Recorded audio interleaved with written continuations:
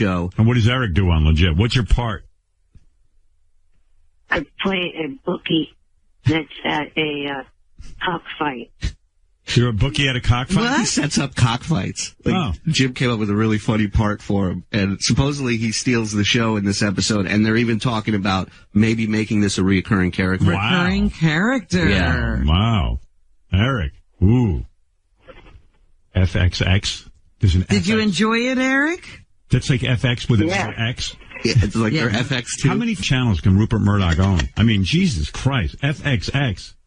He's now inventing new ones. I mean, they got to find more space for him. Yeah, what about a channel for me before you give this guy 15 billion channels? Good Lord. FXX. I mean, is it going to be an FXXXXXX? I mean, what is that? Yes, those are all in the planning stage. Wow. Jeez, that guy's like, you know, like if I was in my 80s, I'd be like you. I'm not making another channel. I don't even care about another channel. This guy's so driven. He just But loves isn't the that game. why he's a vibrant 80s instead of a... I don't know, man. I hope... You know, he's still getting married again and stuff. I hope I come to my senses in my 80s and just sit in my house. Just follow big veiny tits on Is that Twitter. coming to your senses? Yeah, that's coming to my You'll senses. be following or hide a potato. If I'm still hungry for, like, you know, fame and career, there's something wrong with me. Yeah, there's got to be a stop at some point. Yeah, right? like stop and smell the fucking No, roses. there's two things in life. Having passions or being Oh, I have and passions. still living. I have passions. But they can take place in my house. You have to get up at 4 a.m. Yeah, to live please. your passion. Rupert Murdoch wakes up. What can I buy? I got an idea. I need a new channel. FXXX. I've got it. Jesus Christ. When are they going to... Gary, did I tell you about this wire yesterday? I just saw that thing move. Oh, my God. Gary, did we not have a conversation about this? What happened? I thought you were doing a magic trick. That cup just tipped over there. I told Gary there are wires underneath the console that are ripping out as I'm talking. Oh, no. And I said, I need this addressed as soon as I get off the air. Gary, what happened? Gary! Totally, he's so on fire, Gary. Gary! And he didn't write it down. You didn't write it down? Gary, you where never are carry you? a pad. No, it was right there. What happened was, the reason why I didn't write it down is because Evan had sent me a note saying that he noticed that he was going to fix it after the show. Gary. See, I can show you the note, Howard. Gary, please. I know, I got it. Gary, I'm going to tell you something. I love you. And I don't mean this as an embarrassment to you, and I'll say it quickly. Gary. You should have a pad, a legal-sized pad. But I could. It's Howard. And you write it down, and at the end of the day, you go... It's not, Howard, it's not a matter of writing it down, because I really thought Evan had it because he had sent me the note. Otherwise, I would have written it down. Look at this. He's not listening to the second part of what you're saying. What's coming out Robin, of the wire? I would have written it down. I don't need to carry a pad. I always have stuff with me. I always have something to write on with me. All right. And I would have written it down. You didn't hear the part where Howard said at the end of the day you would have looked at the pad and said, did this get done? Gary. Okay. That's how you work. It's called a waiting for list. Gary! I don't want to embarrass him, but Jesus Christ. Well, I didn't. Gary! What am I supposed to do? I'm ripping apart the console with my feet. I told him yesterday. And I see he doesn't write it down. It drives me crazy. And I go, well, I don't want to embarrass him, so I won't say anything. Because he retains it. He's on fire. He's got too much going on. He's got the birthday show. He's got so much going on. Right, but, you know, he has to make sure things get done. Well, he And, should walk you know, around he with likes to somebody. delegate, and then it's the other person's problem. He doesn't go to check to see if it was completed. No, that's the part that's missing from his executive skills. But he gets mad at me when I point that out. Gary. See, I have lists. If I tell Gary to do something, you think I rely on Gary to do it. What I do is it goes, in waiting for it says, I'm waiting to hear back from Gary on this. If I don't hear back in a day, I go, Gary, what happened? Right. You can refer to it again. Yeah. I'm so organized. Once you ask for it. Oh, once I ask for it, I'm not going to, what do you think? I ask Gary for 50 things a day, so I just write them down. But Gary loves to delegate. Yeah. That's the name Dell'Abate. I think that's... No, but he didn't even get to the delegate. He didn't get to the delegate. Really, how would you know what I like to do? When do I see you? Oh, my God, Gary, we're just having fun here. You know nothing about my life. You're not even here. You don't know a thing about me. Gary!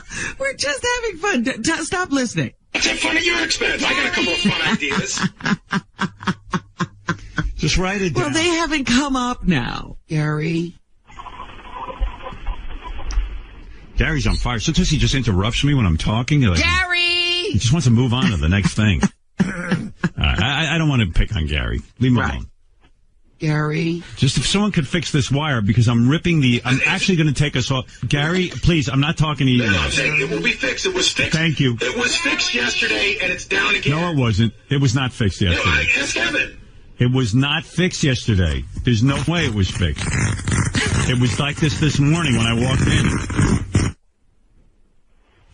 It wasn't fixed yesterday. Ugh, the show always gets ruined with stuff. Organizational stuff. Are there just loose wires under there?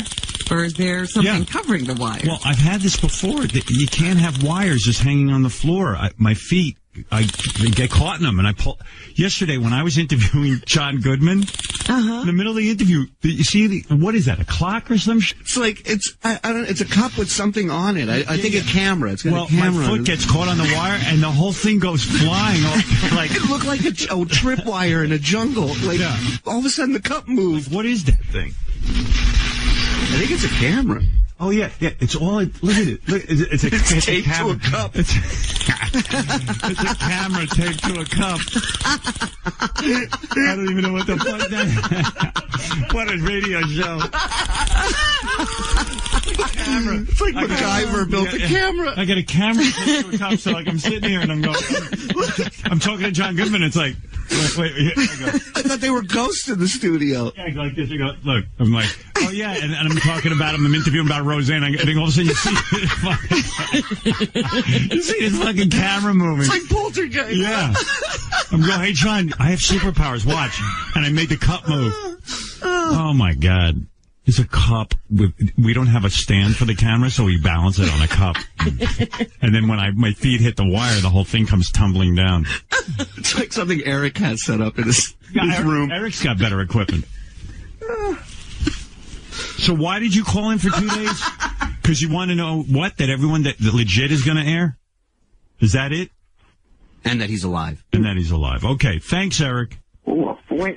I got to go. We've run out of time. Gary, you did a bunch of didn't let me finish. What? This is big closer, Howard. All right, go ahead. Close it up.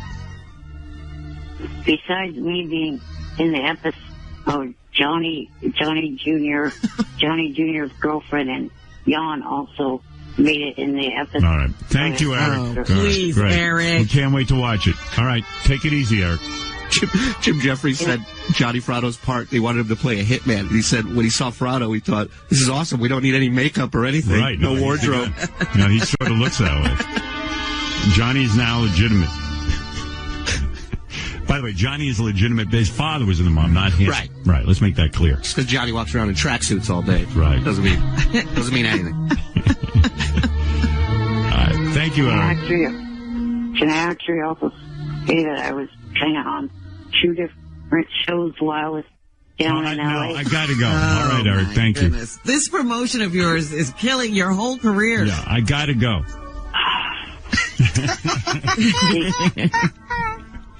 The other show, the person that is head of the show would like to be a guest on your show. Who's that? Big guest? The show called Freak Show on Eric. AMC. Eric. I'd rather have the person from Veiny Tits 1 on than whatever you're talking about. Eric announcing that the people from Freak Show contacted him. Yeah, and they want to be on my show. Not a surprise. The chicks with dicks would like to sit in. I'd rather have the chicks with dicks. All right, Eric, thanks. I appreciate it. Good luck with your show. All right, the episodes start airing in January. All right. Oh, wow, Eric. Thanks for squeezing that in. Glad we got to it quickly. Never too early. All right. Thanks. On FXX. All right. Thanks, Eric. Right. All right. That's Eric, the actor, who was on. Most concise statement he made today. Yeah. Since I won't be talking to you till after to your vacation. Have a very happy holidays. I'm on next week. Where's he going?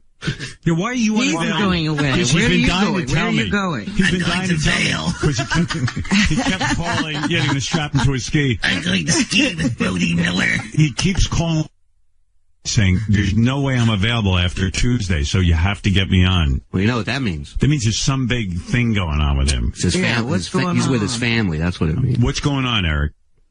I'm going to Vegas next week with my family. Oh. Are you all going to the Bunny Ranch? Are you kidding me? That's up in northern Nevada, not I see. southern. Okay. Are you kidding? He has a double life. When he's away from his family, he's a part of this show. When he's with his family, he has absolutely no ties to this show whatsoever. Eric, what are you going to do? Like, are you even going to bring up the fact that you're on our show? Because they don't like it. No, I mean, I just going to Vegas and spending time with my family at the hotel. And check Do out they the like city. that you get on these TV shows? Do they watch you when you're on Legit? Yeah, they've seen every one of my TV appearances. They should love Howard. Yeah. That's right. If they like that, then they should love Howard. Yeah, why doesn't your family love me? I mean, I'm the one getting you all these roles. You've gotten them laid. You've gotten them parts in TV. I kind of resent Eric's family not liking me. Yeah, it's kind of weird. Well, on their part. It's a lot of... I'm angry. Or Eric, I told them that I've had to put up with on this show. All the Like what? constant ribbing and the fact that you refer to me as a midget, which, by No, the way, he's not doing that. the people at Freak Show say that that's a word that's not acceptable. And they have a little... I heard in Vegas, cat. your family straps you to a roulette wheel and makes you the ball on the roulette wheel. Is that true? Says it on Twitter. No. All right. 'Cause I No. just read that on Twitter right now. No more bets. I hope you love me more than you love your own family, because I've done more for you than they have. Well, aren't you full of yourself? Yeah, I am. I've been nicer to you than anybody on this planet. And I hope you tell your family that, my friend. Yeah, you should defend Howard. What are you doing hiding him like he's, some girl from across the tracks? Yeah, exactly. Believe me, I'm your real father. Should hide veiny tits, not Howard. Right. Howard, you should Right, be proud of yeah. Howard. hi, I tater guess they tots. don't like veiny tits either. Right. Probably doesn't even follow me. Can I ask Eric a quick question? If you're going to Vegas next week, how come you're not available tomorrow? Because I have a dental clinic. The whole day is going to be the dental cleaning? But it's a 3-hour time difference, so you're not getting a dental cleaning at 4 a.m, are you?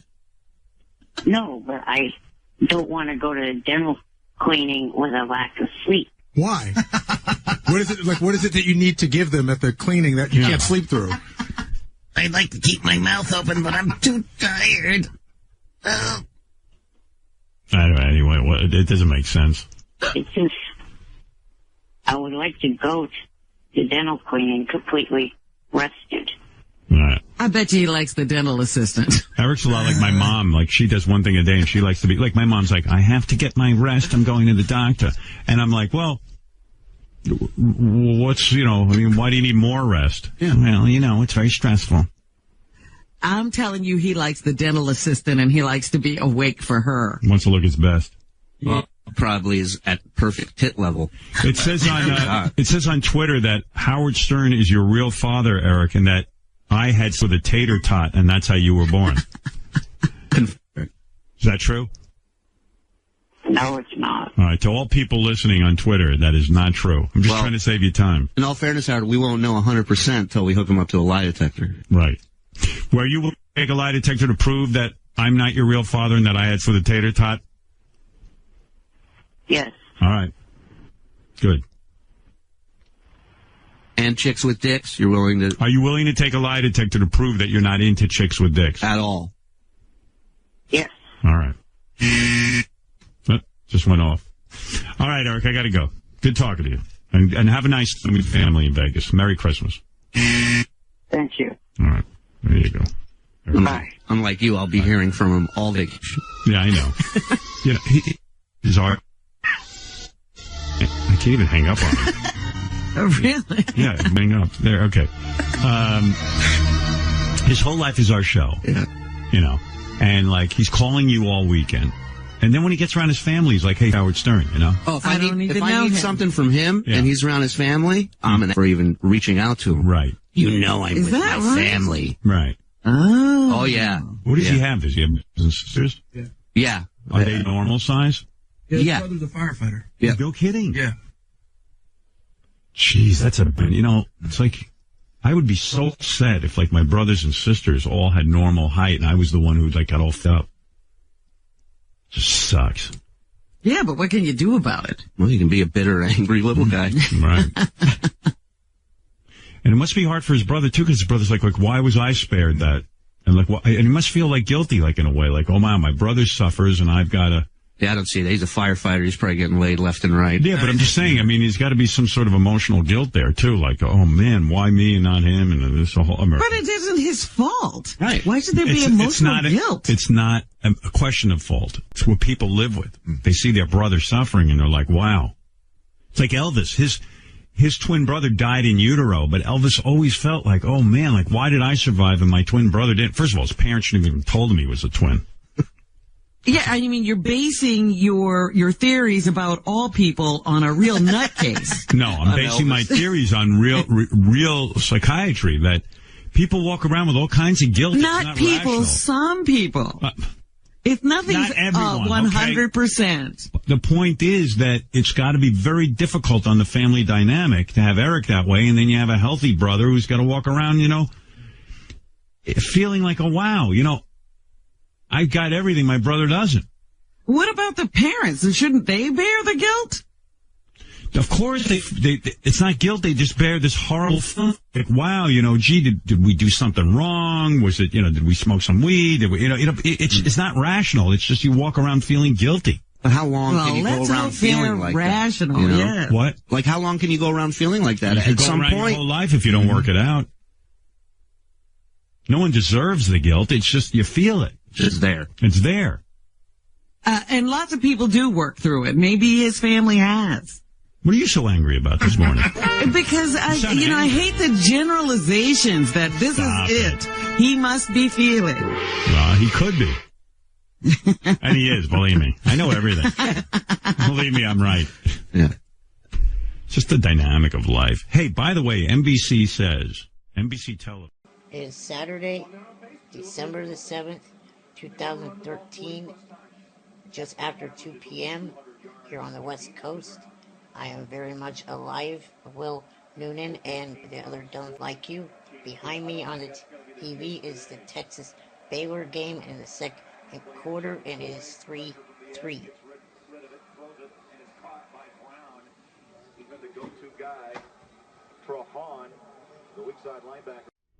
Where is Hansy? Hansy? Yeah, somebody's made a great, Hansy revealed that his real name is Imran Khan. Uh-huh. And this is when Hansy calls in, I gotta play this. Imran Khan lives with his dad and mom. Imran Khan lives with his dad and mom. Imran Khan lives with his dad and mom. Smokes pot all day and he doesn't use a bottle. He used to be Hansy, but that's what he used to be. And from now on, his name will be Imran Khan. Fred, if he calls in, play that, will you? Got it. All right. Imran Khan. Funny. Love that his name is Imran Khan. So that's Psych, by the way. Good job, Psych. What a talented guy. Eric the actor, you're on the air. How are you? Good morning. Morning. Happy belated birthday. Oh, thank you. Thank you for letting me be a part of your show for the last almost 12 years. Wow. What's going on here? Hey, are you okay? What do you need? You must want something. Ticket. Yeah, he must want something. Well, I just wanted to get that out because the fact that because of Johnny's slow work, I am not going to be able to attend your birthday bash. What did he say, Robin? Because something of Johnny? about Johnny's slow work for preventing him from attending the birthday bash. It's always somebody's fault. Eric, what about your fault for not coming to the birthday bash? Why is it Johnny's fault? Johnny's got a family. Well, because it's always the manager or agent that's supposed to be able to know what the client's needs are, and he should have. Have you ever paid Johnny any actual money? No. Yeah. Hey, Eric, can I get what you pay usually managers get paid. Yeah. Eric, can I ask you a question? It's Gary. Sure. Remember you and I had a really nice conversation off the air, probably around second week of December? Actually, it was right before Thanksgiving. Okay, so even earlier. November, yeah. And I said to you, hey, we might be able to bring you in for the birthday show. I want you to be comfortable. Tell me what it is you'll need, and we'll see if we can work on it. Then you emailed me back yesterday and said, what's going on? But you had never contacted me to tell me what you needed. Yeah, how's that Johnny's fault? Well, because I put it in Johnny's court. No. And for him to do. Well, you know Johnny's busy, and you know that Johnny's not really your manager. That's kind of shtick for the air. And if you really wanted to be there, it's fine. Believe me, Eric, we'll do fine without you there. And I actually feel sad for Eric because the staggering list of celebrity of guests and musicians and comedians and television film performers that are going to be there is pretty amazing, and they all probably want to see Eric. But, he would have loved it. Yeah, I think Eric would have been in all his glory. It's a shame. I was really trying to work with him. I wanted to get him there. We had he even said to me, I think this is the first time you and I have ever spoken off the air and been civil to each other. Right. I was like, great, let's do this. But he dropped the ball, and now he's feeling sorry. But with Eric, to get him somewhere, you got to get oxygen tanks. You got to reserve space for him on an airline. We knew all this. We said, Eric, tell us what you need. We'll get you in.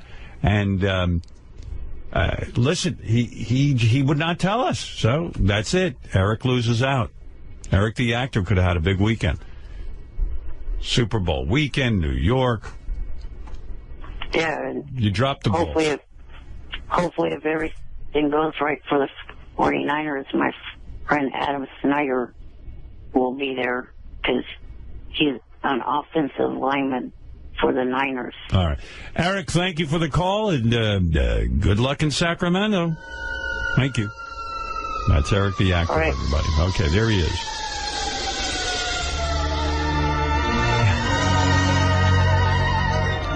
That's an update. I kept it short for those of you who don't enjoy listening to Eric.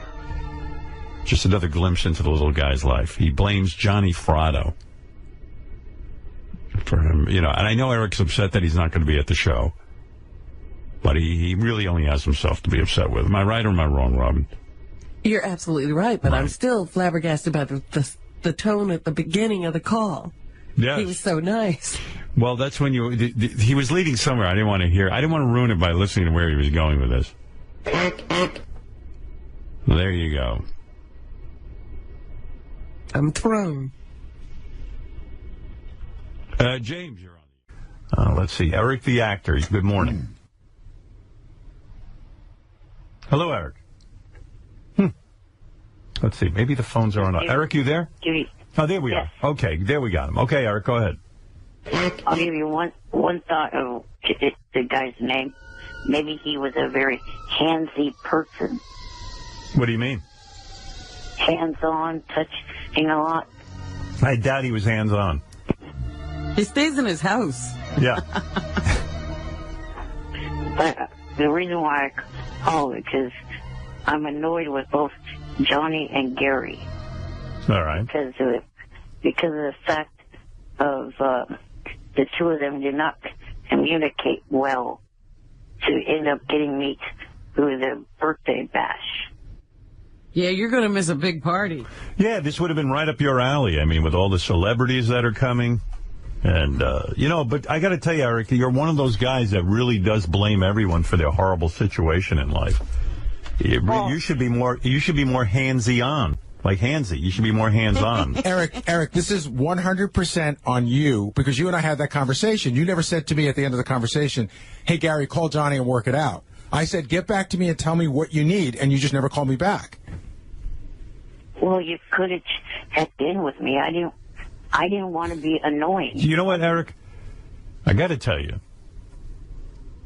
You are annoying, though, because he's always annoying to people who don't want to be annoyed. Gary has an appropriate phone call he won't make. Gary has a huge job. He really does. And my hat's off to Gary. If I wore a hat, I'd take it off for him. Because, you know, he's got a lot of responsibility. I call him 50 times a day with stuff to do, and I'm just one person calling him. I mean, he's got a million things to do in his job. And he said to he said to Eric, call me and let me know what you need. Right.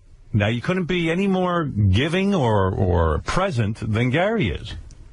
And you dropped the ball. What do you want Gary to do? Chase you around all day looking for you, Eric? Call you? Over here. I really want to get you to this party, Eric. Help me out. You're like a needy woman.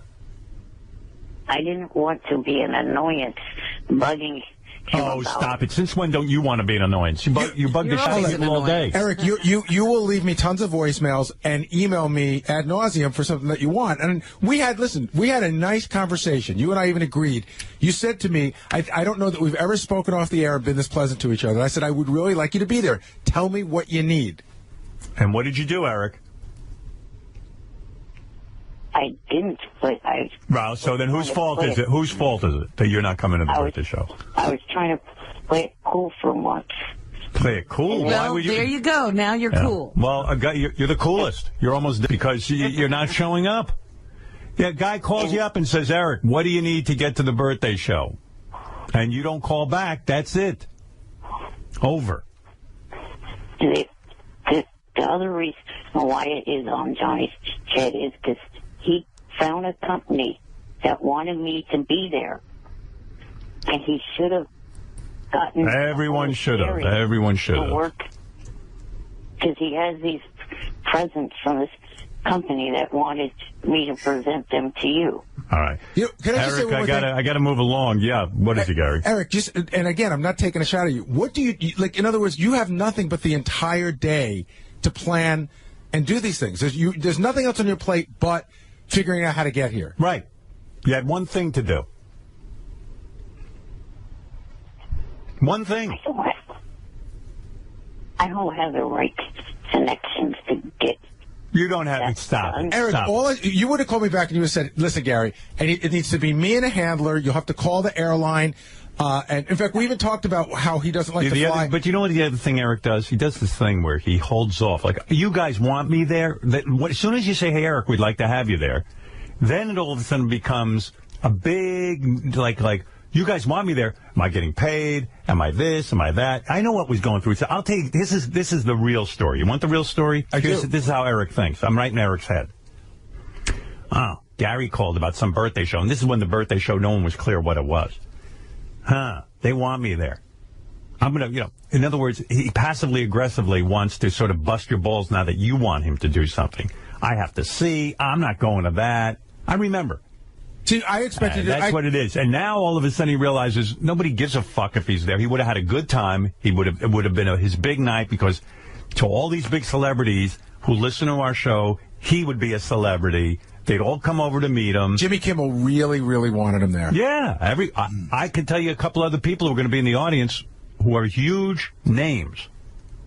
Academy Award winners who wanted to see Eric there. But Eric's not going to meet him and hang with him. It would have been the night of his life. You missed out on the night of your life because, you know what? You're being coy. You always think we have some agenda. You always think you can get something. You should have hopped all over it, said, Gary called, wants me to go to the birthday show. I'm going to begin telling him what I need. I thought the call back to me was going to be, I need 2 tickets because I got to bring a guy with me, and you have to order me some oxygen tanks, and I need to get it a day early because my back hurts when I fly, and that's all I wanted to know. And we would have done it. Yes. But did you get any call, Gary? No. 0. Wow. And that ain't Johnny, that's you. In the meantime, Eric, let's be honest. I got calls from you about other stuff. Right. Just not during this time. Yeah. Yeah, and he was a pain in the ass. I got voicemails about how he's mad at this one and that one, and but never about coming to the show. Yeah. Yeah, Eric, come on. I guess you really didn't want to go. He didn't. He didn't want to go, and now it seems like, I should have come. I wanted him to come. I wanted it to work. Me too. I think it would have been great. You know what's sad about this? Eric would have had the time of his life. He's always doing this to himself, shooting himself in the foot. Tune in Friday night, Eric. You'll see the time of the life you would have had. This is like, Eric, this would have been like 10 WrestleManias together. Yeah, and you would have been a superstar there. You were one of the first people I invited. And look at how people are clamoring for these tickets. Gary, you didn't have to do a contest. What'd you say, Eric? Okay, Robin, I'm trying to tell something to Gary. Go ahead. All right. I pretty much told you that night everything that I needed. No, Eric, come on, let's be honest. Stop it. Let's be really clear. You told me that it's hard for you to fly, that it hurts your back and everything, and I said, Eric, here's what you do. You tell me exactly what you need. Come back to me and tell me what you need, and I'll work on it. Come on, Eric. You know that's Eric, here's the truth. You were kind of like waiting to get begged to come. You thought you were going to be needed more than you're needed. You know, it's one of those things. You misconstrue you fail to understand your place in all of this. You're not. We can do the show without you, but we were extending a courtesy by having you there because we knew it would have been very special for you. And this is all on you because you could have gotten yourself there with our help. You didn't need Johnny. And now you're so upset about it, you refuse to blame yourself. You're looking for people to blame. Yeah. And I would hope you learn from this and say stop blaming others and take some responsibility. You had it all. We were going to give you the weekend of your life. Johnny is to blame. No, he's not. What? He's not. Well, you let me explain, and then maybe you will see. Gary called you, and you didn't call Gary back about it. It's as simple as that. That's it. All you had to do is just say, this is what I need. And by the way, saying that you told me what you needed that night is a big lie, Eric, because you told me what it took you to travel somewhere else, and you said, I have to think about it. In fact, you even said, I'm not sure. These are hard trips to make for me. He told me that he had gone to Phoenix to shoot something and that his back hurt and that it's tough for him to travel. It sure is. And I think he even insinuated that he might have needed to get in a day early to sort of recuperate from the flight. I said, just tell me what you need. But you're not sure. But tell me what you need. Hey, tell us you're coming and tell us what you need. Well, what's the difference whose fault it is? There's nothing we can do about it now. Yeah. What are we going to do? It is Johnny's, and let me explain why. Nobody cares. After I did this filming for Midget, I spent 4 hours or so at his house. He could have, after I left, emailed Gary. Okay. Everything in motion. All right, Eric. Have a nice day. Thank you for the explanation. And you waited and let it fall through the cracks. Right. All right, Eric. I got to go. Thank you. Enjoy the show Friday night. What you can do, since you won't be there, is you can listen to it, and also, starting all day, we will have the lead up, then we have the whole red carpet events, which you would have been on. You would have been on the red carpet greeting all the celebrities. Right. You know, and I mean big celebrities. You would have done the red carpet even. Yeah, of course. Zarek the actor. Yeah. And by the way, also, there's going to be an amazing experience on SiriusXM.com and HowardStern.com where you can get pictures and video streaming the whole time. And anybody who wants to listen can listen through both of those websites. It's open to the public. Okay? Thank you, Eric. Just to let it be known, I wanted to go from the get-go. Sure. Okay. Bye-bye, Eric. Well, you're not going. Yeah, that's little compensation. Yep. He didn't want to go, as far as I'm concerned. Because he would have been here. People are turning down that tribute everywhere. Eric, I got to take a break, but when we come back, I'll talk to you, okay? Okay. When we come back, you can talk to us. You know what I'm going to tell you when we come back? What's that? How you blew it not coming to the birthday show. You know you were. I don't believe that. You heard the birthday show? Yes. Wouldn't you have loved to have been there? Oh, my God. The audience alone, you would have been so thrilled. You blew it! Don't try to give me some on this phone how you wouldn't have cared. Because you'd be lying. Well, no. When you come back, I'll tell you. Do you have a cold? Go ahead. No. You're going to tell me you wouldn't want to be sitting next to Robert Downey Jr.? You wouldn't want to be hanging out with Dave Grohl and Steven Tyler? Yeah, I mean, you practically come in your pants over Kelly Clarkson. Oh, my God. If he had seen Jewel, he would have just died and gone to heaven. With her titties out? You're lying. Well, go ahead, take your break, and I'll explain after. Hold on. Red Ron! Robert Downey Jr. had a suitcase to take you back home in. He brought one. He thought you were going to be there, and he was going to take you home with him. He was just going to stuff you in a suitcase. Or was that a duffel bag? I couldn't tell. I think it was a duffel bag. Gary, was that a duffel bag or a suitcase Robert Downey Jr. had to bring Eric home with him? Duffel bag. Duffel bag, okay. You know what? I can't wait for the commercial. Tell me why you didn't want to be at the birthday show. Well, from what I heard after, it didn't sound like many of the quote-unquote Wack hackers, which is the group that you have me lumped in, got much time to be around the celebrities. Why would it have been Jeff the Drunk, high-pitch. I got a picture of high-pitch Eric on the red carpet, practically in coitus with Jewel. And Eric would have been sitting on the floor. That's right. Just so you know, the Wack Pack were up in a box. Except no. It wasn't Jewel. It was Heidi Klum he was hanging out with. Howard, the Wack Pack was in the box. Right. With the exception of Ham Hands Bill, who was on the floor, which is where Eric would have been because I couldn't get a wheelchair up there. That's right. You're in a wheelchair. You would have been sitting on the right-hand side of the stage where Steven Tyler and his daughter were sitting. That's right. You're just trying to rationalize why you felt so bad. I don't think I screwed up. What, you were happy? Well, let me tell you, when you were sitting home listening to it, you go, gee, I'd much rather be here than there?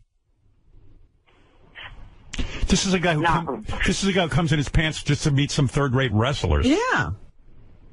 No, I do not do that. What, you don't come in your pants when you meet wrestlers? No, I don't. You get a boner, though, right? No, I do not. You don't get a boner with your baby cock? His Smurf dick. His Smurf dick? His Smurfy dick? You remember that call? That was good. What was that call again? Oh, so bad. Our old assistant called him, and they claimed to be from somewhere. And she's like, and she goes, rub your Smurf cock against the phone. That's my favorite call ever. Me too. Smurfy. No, she said Smurfy cock. No, your Smurf cock. Did she say Smurf cock? Yeah. I've listened to that phone call 1,000 times. Me too. Eric, do you hate that phone call or do you like it? Hate it. Okay. He doesn't like anything. He doesn't like. Who was she pretending to be again? It was like. I think it was the blonde from. Oh, she was trying to. The one he was in love with, not Carrie Underwood. Who was the one that he? No, it's Carrie Underwood. No, it was Deanna DeGarmo. Yes. DeGarmo was that one? She was like, "Hi." Eric. No, it wasn't. God, you claimed to listen to 1,000. Who was it again? Not even getting it correct. Who was it? It was Carrie Underwood. Yeah, I thought it was Carrie Underwood. Oh, yeah, that's not the part I listened to. Hi, Eric. This is Carrie Underwood. Do me a favor and rub your Smurf cock against the phone. So great. And you're like, no. You really thought it was Carrie Underwood. For a moment, but then when it started getting like that, I didn't. Good afternoon. Hi, Eric. It's Will. Hey, Will. Do you have a minute now? You think you could talk to her? Sure. All right, I just got to get her three-way. I just got to call her management real quick, all right? Hold on 1 second. Hi, Dave?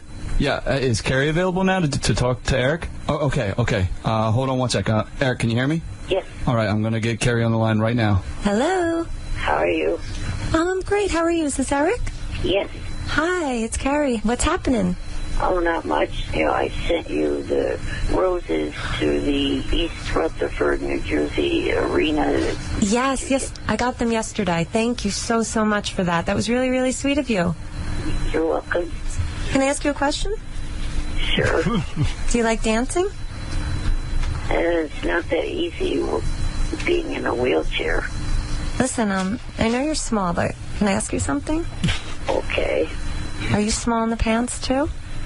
I don't know. Your voice is so... I'm getting a little moist here. Can you moan for me? Carrie Underwood. Let me ask you another question. Are you at least, say, 3 inches? I'm pretty sure I'm bigger than... What I like about this call, Eric, is that you still think it's Carrie Underwood. You're hanging in there. You should have been out of there when she asked you if you were small in the pants. Right. Now, in hindsight, he realizes that. At some point, we all want to believe, you know what I mean? At what point do you finally get suspicious? I'm going to see if I can detect that. But, you know, when I met you in Sacramento, it looked like you had a boner when you met me. Did you? I don't think I did. Really? Have you, ever been stepped on in a large crowd? No. Have you ever been mistaken for a leprechaun? No. What else do you like about me? What was going through your head at this point? That, like, maybe she's just a mean person and it's all when she comes off nice on stage? I was not sure what the hell was going on. You were probably just excited that it was He Carrie still Underwood. wanted to believe. Right. You know, he just wanted to believe. Oh, you got a really pretty voice. Can you start rubbing yourself, Eric? What? Hey, Midget. Oh. You troll. The show's in Uniondale tonight. Oh, my God. Eric, take off. Wow. Yeah, the show's in Uniondale tonight. Fuck me, Midget, you troll, and you go, your show's in Uniondale tonight. What the hell? I don't know whether to get excited or insulted. How could you say to her, your show's in Uniondale tonight? Because I was trying to get off the topic. I say, you're trying to switch up. Change the subject. All right. It's true, like this is his dream date, and she's coming on to him, but in a weird sort of leprechaun, right. insulting. She's not really looking for him to be a long-term boyfriend. commitment. Yeah. It's into a kinky thing. I just want to try him out. But if you think she's the real Carrie Underwood, why not just stay on topic and go with it? Because I wasn't, at that point, wasn't thinking it was the real one. Ah, right. Sure. Then why didn't you just hang up? Because he thought it was Carrie Underwood. Let's continue. Your diaper and jab me with that shrinky thing. Take off your diaper and jab me with that shrinky ding. Let's hear what he says to that. I don't wear a diaper. Oh. Are you up for going on a date? Yeah, definitely. Yeah, but would you be? But not on the first date. Why wouldn't you? Him being hard to get. Dude, why wouldn't you Carrie Underwood on the first date? I don't know. Are you out of your mind? You went down to the bunny ranch with those chicks. Why wouldn't you Carrie Underwood? I probably would. Of course you would. So why are you telling her you're not going to... She's like, take out your shrinky dink and put it inside me. Shrinky dink. Take off your diaper and give me that shrinky dink. I got to give somebody the Academy Award. Who fed her the line shrinky dink? Do me a favor. Repeat after me. Deplane, deplane. Why? Because it turns me on. Deplane, deplane. Say it. The plane. Oh, boy, was he in hook, line, and sinker. I can't believe you pretended to be Hervé Villachez for Carrie Underwood. Have you no dignity? He won't even do it for us. All right. Are you crazy over there? No. You think Carrie Underwood's going to ask you to say deplane, deplane? No, no. Yeah, well. But he was in the throes of rapture. Yeah. Faster, baby. Come on. The plane. Faster. The plane. Hey, Eric? Yeah.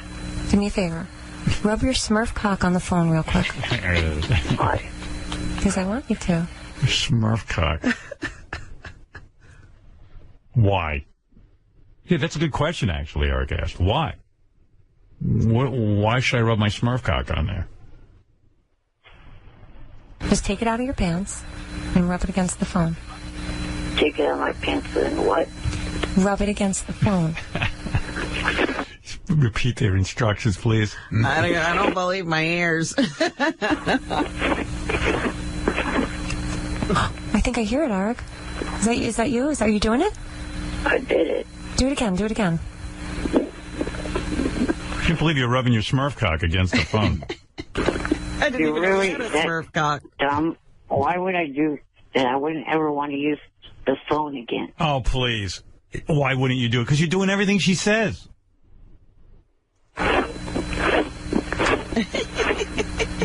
Sounds like he's using a sander on this. Harder and faster. I just put it back in my pants. Take it back out.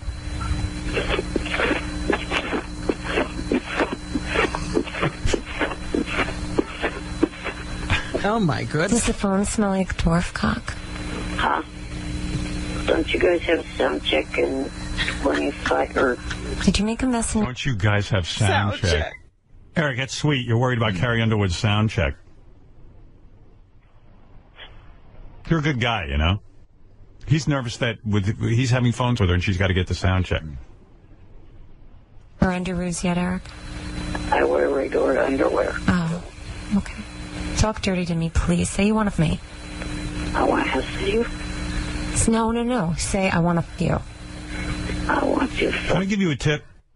When a chick says, repeat after me, I want a few, say it. Yes. Exactly. Don't try to clean it up. She wants to talk dirty. That's my opinion. I want to have some views, not as I want a few. Here, practice with me. Eric? Eric? I'm here. Say you want to me. I'm not repeating that right now. See, he doesn't learn. You. Louder and faster. Come on. I want a few. Faster. Come on. I want a few. Well, look. I have to do an air check. I'll have my manager team call you later. Okay. Manager team. Bye-bye. Bye. Carrie Underwood, 1-3. I sure wish that was the real Carrie Underwood. Oh, it would be so funny if it had been. Yeah. Believe me, I wish Eric would hook up with Carrie Underwood. I'd be happy for him. Well, like you said, he missed a great opportunity. There were beautiful women. Oh, yes. All over the birthday bash. Well, I did miss you, Eric. I'll be honest. Right. Well, when are you going to be doing the America's Got Talent out in L.A.? In April. April, I'd have to look at the calendar, but April. Hey, Gary, you know when I'm going to L.A. for America's Got Talent? Hold on, I'm looking. I have people for that, Eric. Eric is now going to work on this because he realizes he missed a great opportunity by letting it fall into the hands of other people. You see, he's proactive now on the phone getting information. Yep. Well, you know what? We had fun the last time he came because I sat Eric right next to me, and he got to kind of, right? You were pretty close to me that time, and I kept looking over at him. And I'd say, hey, Eric, what do you think? And he'd give me thumbs up, thumbs down. Yeah, but I'm simply saying, you notice he's handling this different than the birthday Well, show. he learned himself over royally. He doesn't want to admit that he's pissed at himself for doing it, but at least he's doing something different. Gary, see if you can get AGT to remove that rule of theirs. There are no little people in the audience rule. It looks sometime They have an age limit. They try to keep Eric at. They thought he was like 7. Age and height limit. You got to be 12, I think, to get in. Dude, I think you got to be like a 18 or something. It looks like sometime around the week of the 21st of April. 18 and at least 4 feet, and Eric doesn't qualify. I think we're shooting like 5 days in a row, Eric. So you could have like an AGT marathon if you want. I don't care. I'll put you in a good seat. Are you going to be doing the party at Jimmy's? No. No, not this time. No, I told Jimmy he wants to have a party, but You said no to the party. I get embarrassed. It's ridiculous with that party. Well, how come you can't look at it as just a party Jimmy's inviting you to? I don't know. You know what it is, though? Are you tired and you'll be too busy? Yeah. I'm already tired. I'm not even there yet. I'm going to sit Eric on Mel B's breasts during the breaks. Go. Yeah. That's a good vantage point. There's a company that wants me to give you some other product, and hopefully I could do that when I'm there. I don't need that. No, I think this is some kind of payment situation he's into. Is it vaginal mesh? No, it's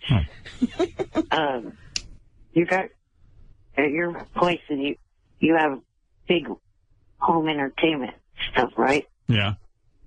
Well, this would go along with that. They hang on your wall and they're wall art, but they're speakers. No. Imagine how that looks. That'll fit right in. A speaker mixed in with wall art. That can't be. I mean, I'm sure it's lovely. What's that velvet Elvis there? You know where I'm going to hang that speaker? Right next to that picture of those dogs playing pool. There you go. That I have. You're telling me when you come to AGT, you're going to give me speakers that are also wall art? Why would I want that? Johnny showed me them when I was there in December. They're actually really cool. So you put them in your house. I'll give them to you. In other words, just tell the company you gave them to me. Dude, in my house, I got this tricked-out system. I got speakers in the ceiling. He has speakers. You don't even see the speakers, and then I get real wall art. He's not been listening to the sound from the TV. Yeah, I don't have to combo my wall art with my speakers. They also want to make a donation to send to North Shore. Let's send it to Bianca's Furry Friends. That's good. Now that I'm all for. What it is, I think that I remember from what Mike told me, they set aside 100 of these wall art speakers that they were wanting you to autograph, and they were. I'm not going to autograph them. Oh dear. No, he's making all kinds of deals for you. Yeah, Eric, do me a favor. Leave me out of your deals, okay? All right, Eric, I got to go anyway. But I wish Johnny was on with me so he could help me explain. You know, you've explained enough. You've explained it fine. Guess what? They're not the first ones at the party to come up to me and tell me what I'm going to do in order to help. You know, they've got a great idea. Right. I get great ideas 5,000 times a day. Just like that one, where I'm going to sign things and we're going to make money and somehow it's going to benefit them. All right, Eric, I got to go, okay? All right. Bye. Bye for now. Thank goodness you'll finally get some speakers. Well, speakers that have wall art. Like You've been going without all this time. I make a pretty good living, so I've been able to get those speakers and wall art separately. Well, I like how, Eric, you got a pretty big system, so I'm going to get you some speakers that are wall art. I'm pretty sure if I lived in a van down by the river, I still wouldn't have wall art speakers. I would like to think that, okay, times are tough, but I still have some class. Wall art speaker. What could that be? Like the Mona Lisa, but like by her breasts, or like these little holes. The two holes, yeah, the little mesh stuff. That's where the sound's by her vagina, so it looks like vaginal mesh. Well, actually, at her nipples, that's the tweeters, and then the woofers at her vagina. Vagina, as people from New York call it. All right, look, we got to take a break. We'll be back right after these words. Eric, the actor, you're on the air. Hello. Hello. You were talking about Pat Robinson's idea is to put 2 guys and 2 girls in a room that is no possible way that they can make a baby. Yeah, really there is. Because if they suck it up for one moment and the two guys have the 2 girls, there you go. No. Eric, it's not impossible. No. If 2 boys are alone in a room without girls there, they can't make a baby, I'm telling you. He's not putting 4 people in the room. No, he's putting 2. The experiment is 2 boys in the room alone or 2 girls alone in the room, not 4 in the room. Oh, didn't sound that way. Yeah.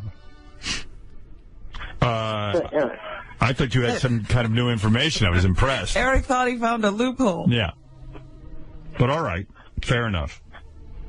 Also, I love to shower children with cum. Basically, I like to see children drowned in my massive jizz. Hallelujah!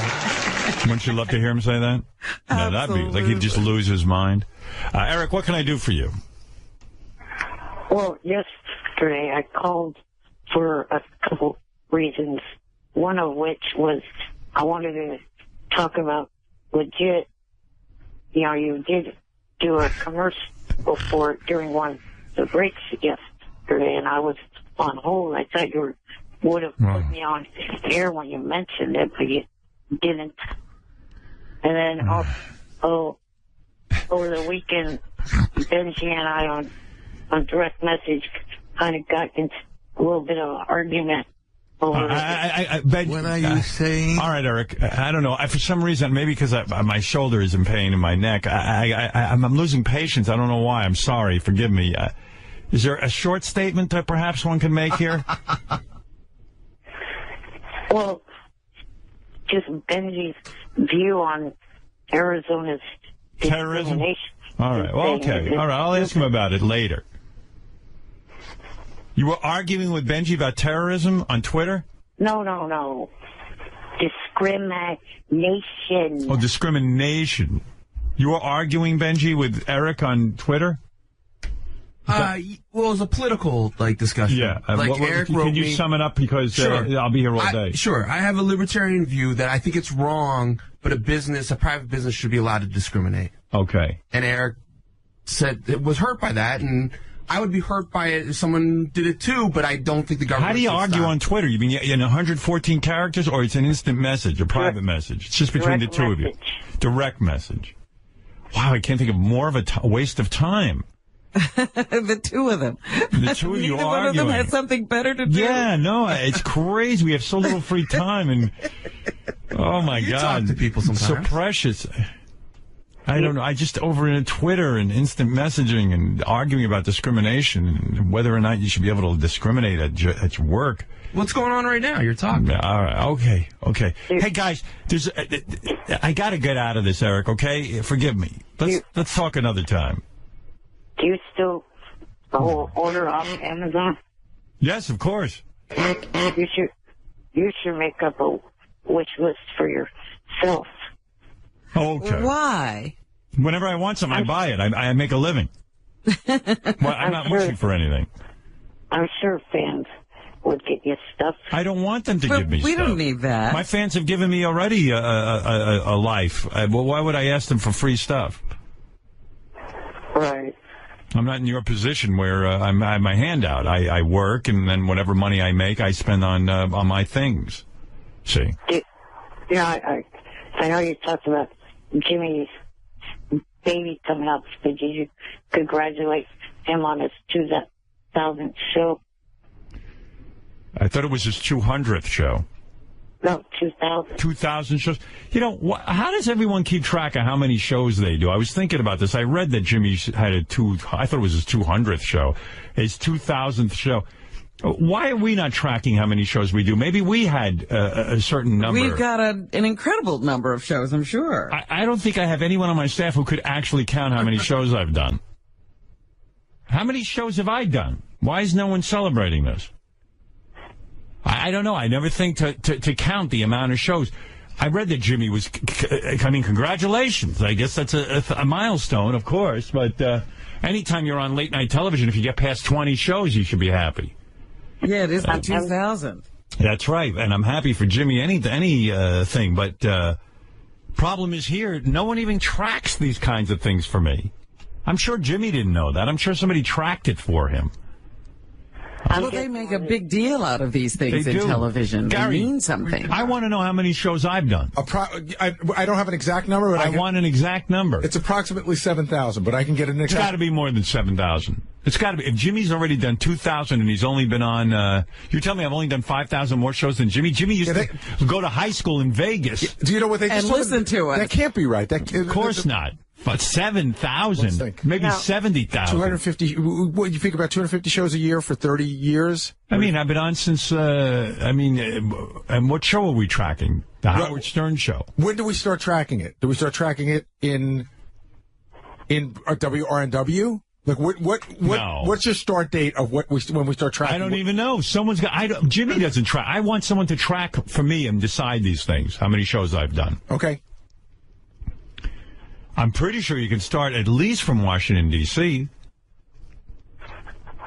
I had Robin and Fred. All right, so we'll start at Washington, D.C. as a starting point, and I'll have a number for you in a couple of days, maybe even a day. Thank you. I mean, I want to know. I was guessing if you just turn to the serious wanted to work as many days off as you take, could be a lot less than 2,000. You think with all the days off we take, we only get we'd only have like 7 shows? First of all, keep in mind that Jimmy's show is an hour. Mine is 4 hours or 5 hours on any given day. So when you count hours, let's count, how many hours have I done on the radio? Oh. No, that's something that you could try to get into Guinness Book of World Records. I do 4 hours. That's 4 shows by TV standards. Yeah, that's a week. You might be looking at 50 gazillion shows I've done. And I've had it with all these shows, believe me. It's enough. Sitting here. But we never marked any anniversaries. We didn't do anything. No, nobody does this for me. Why does Jimmy have such a great staff that marks every movement? Well, if he's listening, congratulations, Jimmy. All right. Okay. That's it for today. All right. Thank you. 2 weeks from today's my birthday. Can't wait. Well, everyone get on that Amazon wish list for Eric. All right. Thank you. Yeah. Eric has already told you what he wants. I hung up on him. Speaking of Amazon, I did figure out how to sign up for that donation thing. Yeah, that's a good deal. Yeah, so I put in North Shore Animal League. Some guy yesterday, I never read it on the air, wrote me an email saying, would you stop shilling for Amazon? And I didn't even know what to say because I thought it was funny that I'm not shilling for Amazon. They're not a sponsor. I just thought it was funny that I finally discovered Amazon when everyone in the world has discovered it 20 years ago.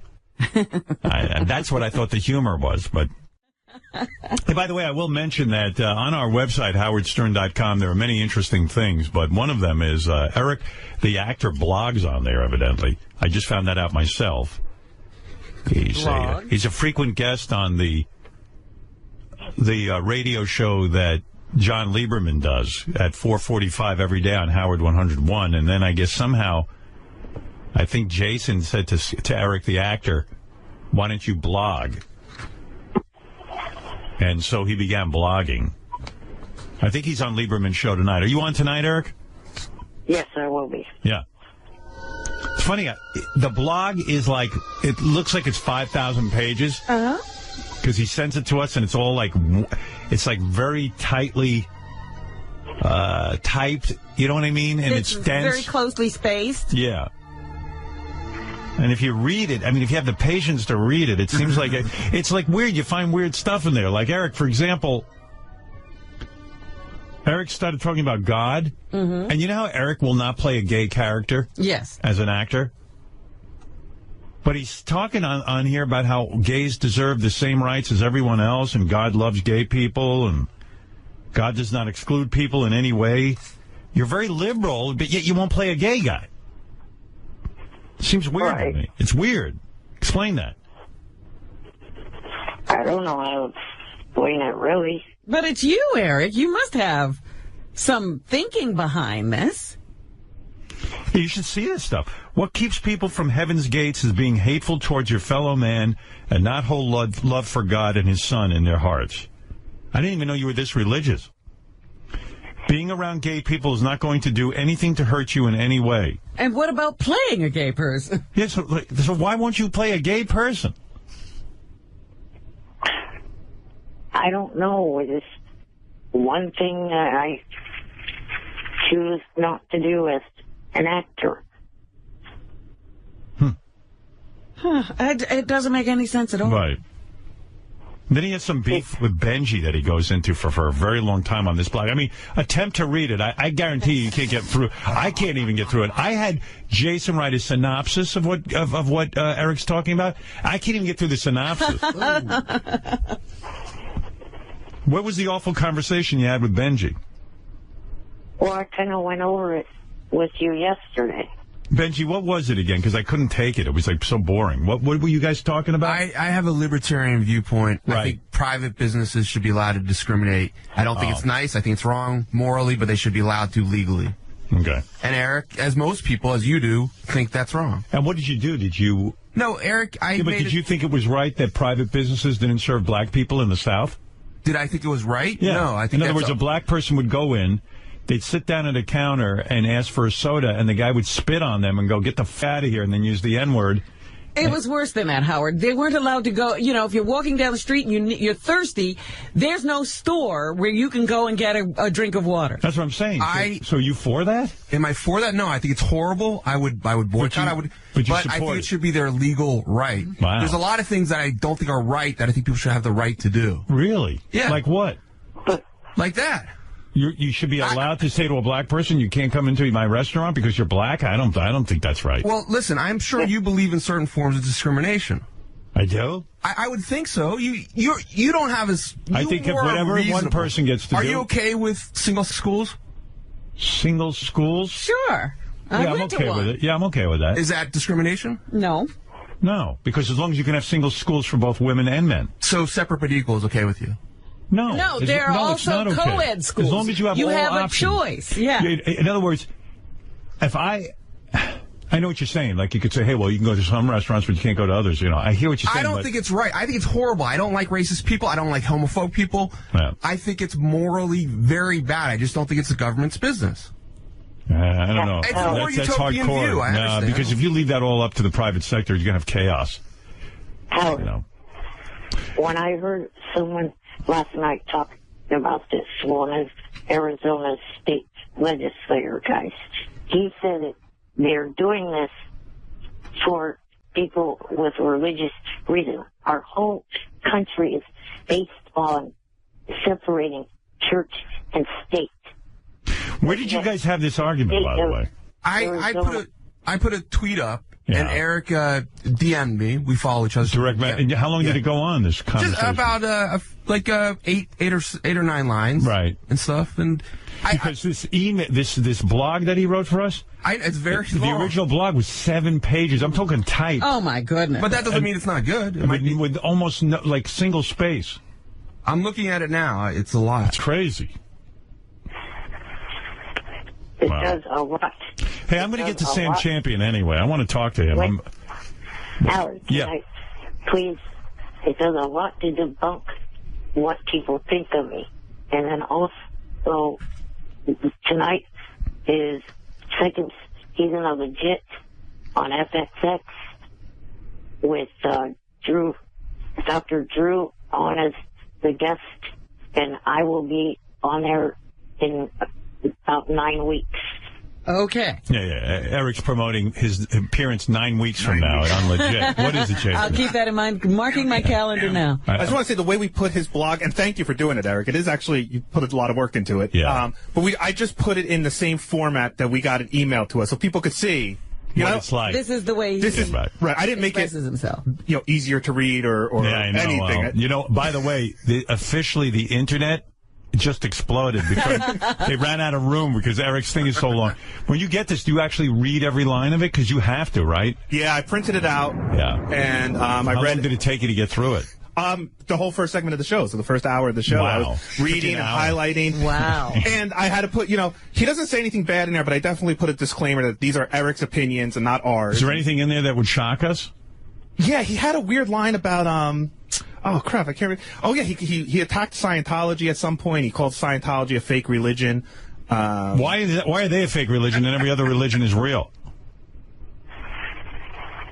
Because just the way everything sounds when you listen to people that left the religion, like. Yeah, but you're religious. You think your religion sounds any more normal than theirs? Scientology's wacky, I'll give you that, but so is your religion. It doesn't matter what it is. It sounds more hope-based than anything. Hope? Or just cult. Oh, cult-based. Just ask Leah. You don't think the cult of Jesus is a cult? Just ask Leah Remini. All right. Hey, Eric, I got to go anyway. I got to talk to Sam Champion. Have you come up with a good way to replace our TV? I got to go, okay? WWE, He's got an eye. He's got an idea. The WWE Network. that might be a good idea to do with you guys. Thank you. All right, later, Eric. Let me worry about Howard TV. Anyway, go read his blog. See how make a game of it. Even if you get drunk, see how far you can get in it. I don't think you get more than 5 lines before you go, I got better things to do. Eric really thinks somebody has time to read 7 pages of his ideas? Well, we asked him to write a blog, and he blogged out. Crazy, yeah. He went blog mad. It looks like he emptied every thought onto paper that he ever had. All right, we'll be back with Sam Champion right after these words. All right. Okay. Eric, the actor, is on the phone. Hey, what is this guy Gonzo says that... Eric, he says that you're harassing him. I'm not harassing that dumb... Gonzo, what's the story here? Hey, what's up, Howard? No, Eric's been, like, direct messaging me, like, really mean stuff, like, over and over, like, basically harassing. What does he say? Like, off now, you pathetic, get a wife. He said yeah, because, like, I heard some like, stuff that he was in jail and stuff. Yeah. And I was just... You're worried? Shut up, idiot. I've never even been arrested once in my life, you dumb sack. And there's, like, a campaign. You pathetic bitch. Well, there was everything you say about me is nothing but... And there was a campaign to... For a little dumb grow up. Well, there was... What about the campaign to save your butthole, Eric? There was a hashtag save Eric's butthole, and Eric, that's what got Eric upset about. You made it up, you retard. You made it up. No, Eric, I was really your supporter. Image for a little dump that needs to grow the up. You're the one that's messaging me. I'm not even messaging you. There is no root to anything that you say. Why are you messaging? Why are you messaging Gonzo, Eric? Because he's making up pathetic about me. There's nothing that is ever going to happen to my butthole. Then why are you? Why would you direct message him? His brain that came up with it. Yeah, and I wasn't even the one that came up with that, Howard. It was just like that hashtag was like in some of the messages that I put, but I wasn't even the one that wrote that. And Eric's taking all the aggression out on me. It's kind of unfair. So, well, I don't know. Eric holds you responsible for these butthole hashtags, which are obviously embarrassing. Well, I'm just trying to help Eric and make sure that he's okay. Jeez, Eric, that's pretty harsh. Well, Gonzo, is there something you want to say to Eric? That you try to tell him that you're helping him as rather than hurting him? You're not helping me one little bit, you little shit. Well, see, I don't know. Eric's just he always has this aggressive attitude towards me, and I don't get it. Because you're an idiot. How many hours a day do you guys direct message each other, would you say?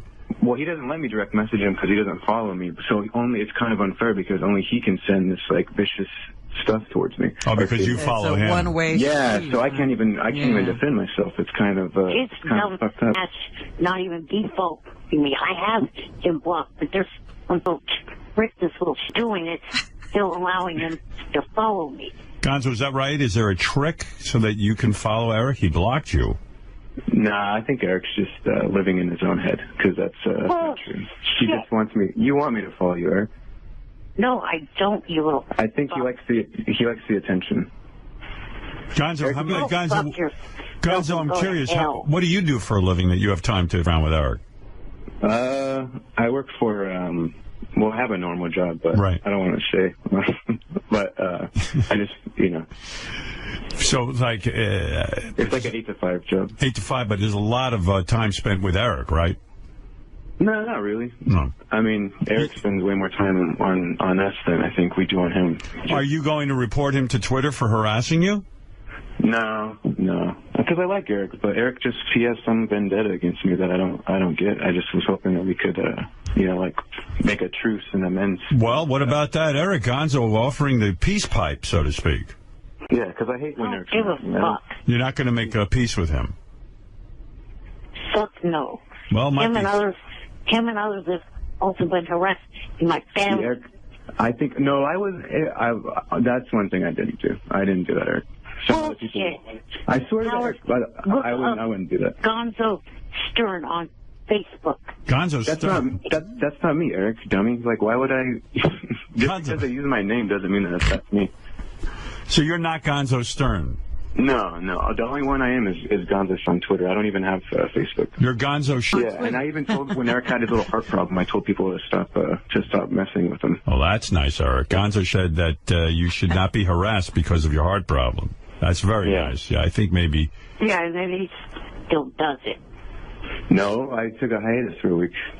Well, that was nice. Yeah, and I don't even say mean things to you, Eric. I just say, like, you know, like, hope Eric's doing okay, hope he's not in jail. You know, it's funny that Jeff the Drunk is on the other line saying that Eric is in it, but so is Gonzo.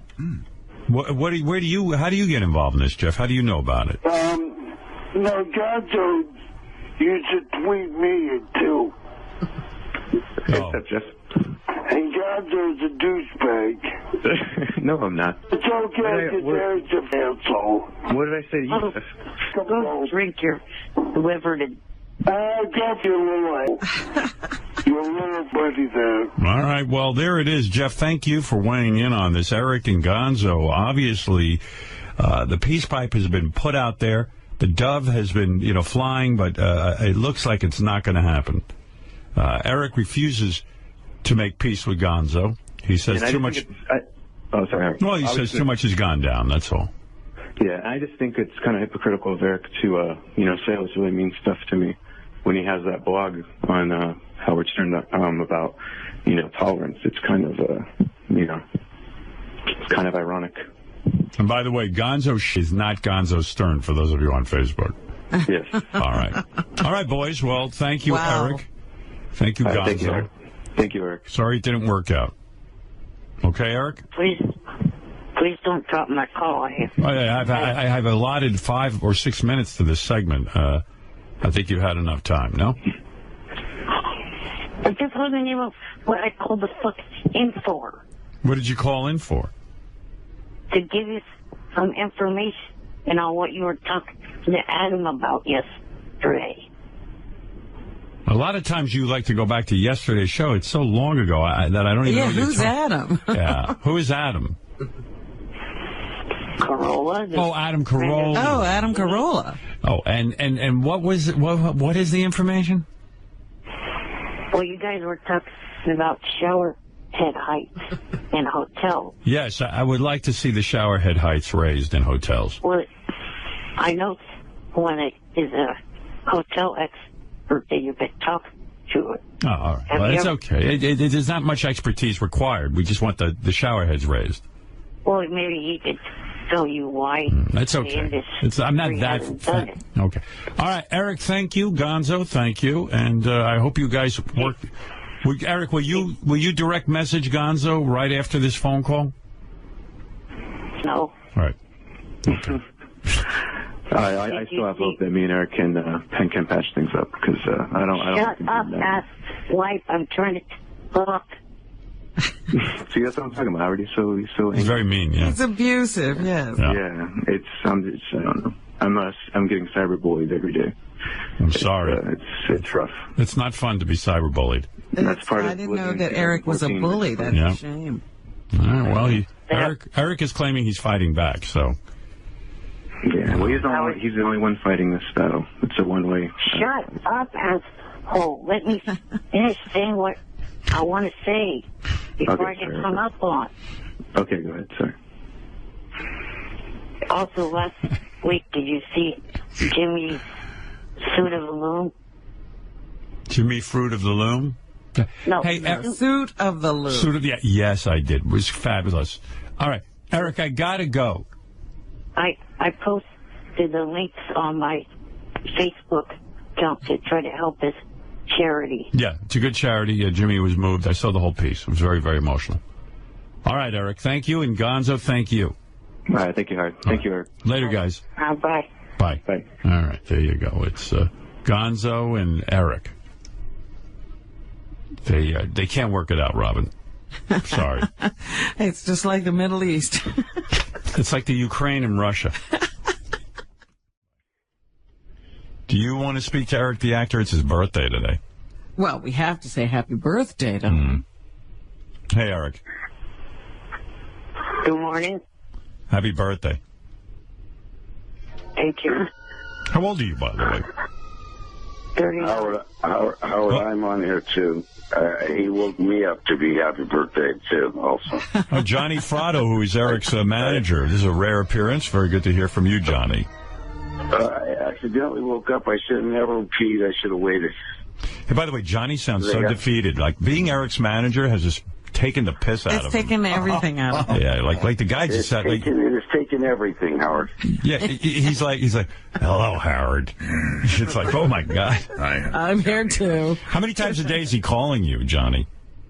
Well, he's down to about 40, so it's getting better.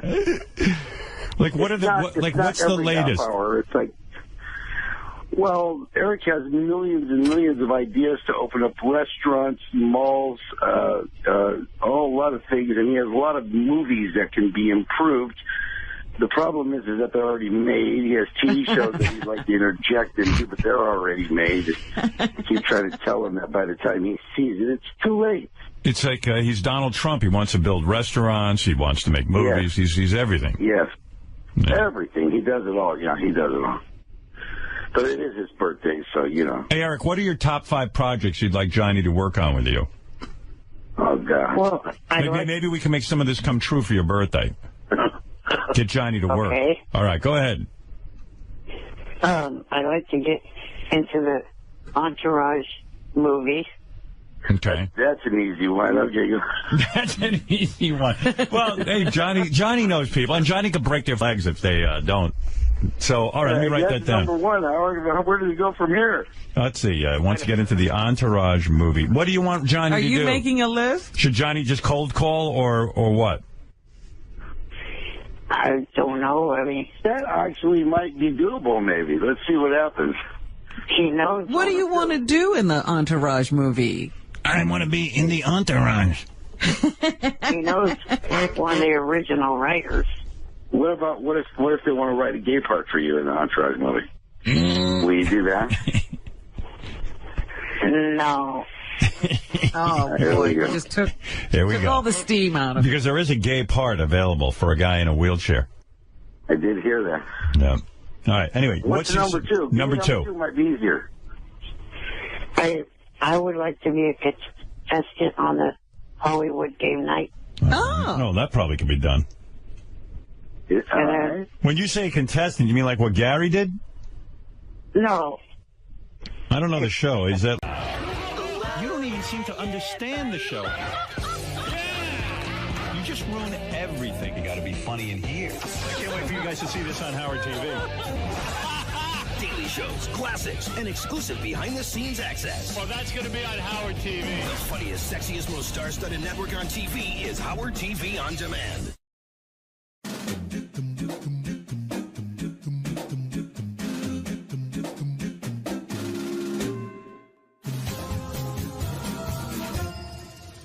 Hey Stern fans, welcome to Fine Time, the show where you, the fans, get the opportunity to ask questions and interact with your favorite Stern Show staffers, Wack Packers, and celebrity superfans. I'm your host, Rachel Fine. Now, my guest today is one of the original members of the Wack Pack. When he first appeared on the show in 1988, it was obvious to both Howard and fans alike that a star was born. He has a debilitating speech impediment, which makes his voice impossible to forget. He once shit in his pants while waiting for Gary at an appearance, and he's had sexual encounters with both men and women. He's a man who sounds Korean and has a lot to say, but sadly, you're probably not going to understand any of it. Ladies and gentlemen, he is Fred the Elephant Boy. How you doing, Hi, Rachel? I'm good. How are you? I'm great. Good. Thank you for inviting me here. Well, I'm so happy to have you. Lots of questions came in. I'm going to jump right in. Question from Joseph M. Joseph asks, what was your favorite moment on The Stern Show? My favorite moment, I think it must be something to include me, was doing the Cleveland photo and speaking to 10,000 people in Cleveland, Ohio to introduce the staff. And now the moment you're ready for, the one you give me, the king of media and the king of media of Cleveland, 24 Howard Stone! And to show we spent all day in a strip joint and then did a show at the Chelsea parking lot. And to me, that's where I met my girlfriend, and that was the best moment I ever had. That's wonderful. Question from CWB in Tennessee. He asks, what is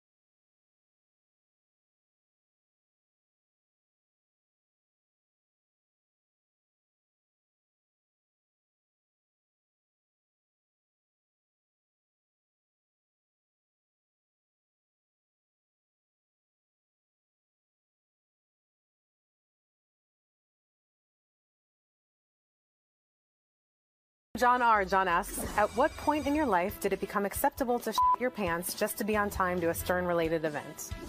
It was never in time, but I was too committed to quote the budget, and I was there, so because it would make no sense, like to go all the way there and then do a 180 and go back. And that was my big mistake. There was no closed bathroom you could have gotten to? No, there was no place because that area is mostly industrial places, factory, there was hardly no stores there. What about like behind a factory or something instead of in your pants? I was looking, but then it was too late. Oh. That's the first thing I think once I get there. I would like to pass at the T-ship. I'm sure I left the profit toilet nice and clean when I got done. Yes. Question from Russell B. He asks, have you ever been in a fist fight? No. Number one, I don't drink, so I don't get drunk, and it shows that people who get drunk. If somebody wants to behave like an asshole, I just go away. So I never confront anybody. More of a lover than a fighter. You should try me sometime. A fight? No, a lover. A lover. LED asks, what do you keep in your fanny pack? Using my radio, my money, my cards. You want to show us? Okay. That's it. I got my money in my front pocket. Mm-hmm. Where I took my radio, I got my ID card for work and my keys. Here. I got some credit card here and the back of my credit card here. So is that a business card? Do you have business cards? No, I don't have a business card. That's my health card. Hang on to that. Okay. Question from Scott P. Scott asked, do you feel bad that you are not on the show that much anymore? No, because how it kept me alive. He can only do so much with me, and then it become all dead. So if I never appear, I'm not going to grab pockets off it. I'm not going to throw a tantrum. I'm happy for what happened before, not not the future. Live to the new generation of Wack Packers. The new generation. You're passing the torch. Yeah, exactly. Exactly. I understood. Yeah, very good. Dylan M. asks, do you think pro wrestling is as good as it used to be? And if not, when do you think pro wrestling was at its best? Well, I really don't watch that much wrestling anymore. I think it comes with age. I become a little more mature. I got different interests, and I can't say if the product today is better or worse than the product of yesterday. I think it's just a personal. Is personal to whomever it pertains to. JR asked, in the past you've had sex with men. Was it easier to pick up gay men or women while having the speech impediment? Oh, but that's a... When my track...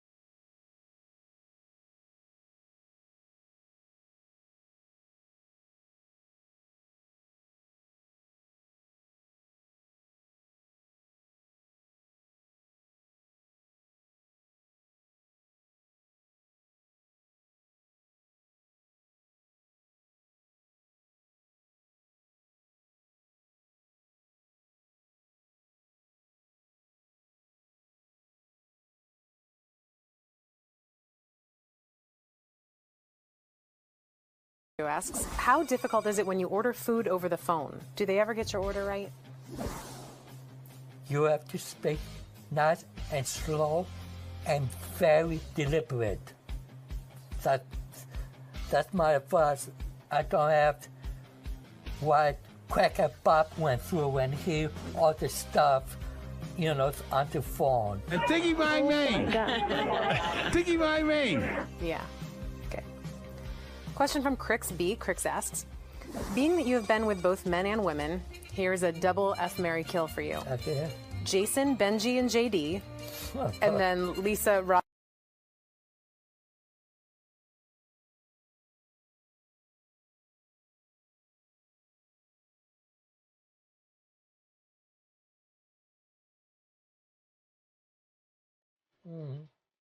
I would probably, nothing personal, guys, but I would probably marry Jason, JD, and Benji.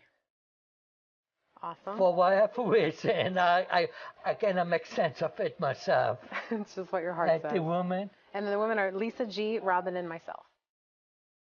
Oh, I would marry Lisa G, you. Thank you. Not in that way. And kill Robin. In what way would you be f***ing me? Like a dog in hate. I'm kind of flattered by that. Okay. Okay. I want to thank Fred for taking the time to answer the questions that you, the fans, submitted. Keep sending your questions in. You can tweet them, you can Facebook them, you can email them, you can even send a video submission and be a part of this show. Remember, this is your show, so don't screw it up. Until next time, I'm Rachel Fine, and I hope you had a fine time. Did you have a fine time? I did. And people, send in more questions about me so Rachel can invite me here again. That's a great idea. I actually had a bonus request from Clayton B, if you have a second. Yeah. He wants you to repeat after me. Are you ready? Okay, whatever. Supercalifragilisticexpialidocious. Supercalifragilisticexpialidocious. That was amazing. That was amazing. Was that good or bad? I think it was pretty good. I understood it. Nice work. I think the problem is if I know what to say next, I have no problem saying long words.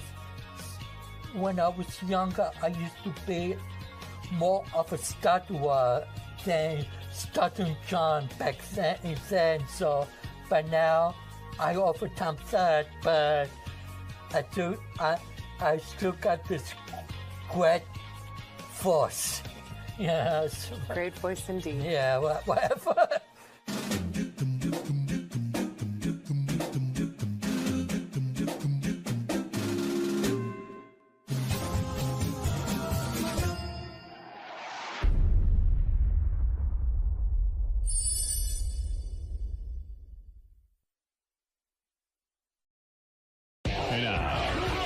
You don't even seem to understand the show. You just ruin everything. You got to be funny in here. I can't wait for you guys to see this on Howard TV. Daily shows, classics, and exclusive behind-the-scenes access. Oh, that's going to be on Howard TV. The funniest, sexiest, most star-studded network on TV is Howard TV On Demand.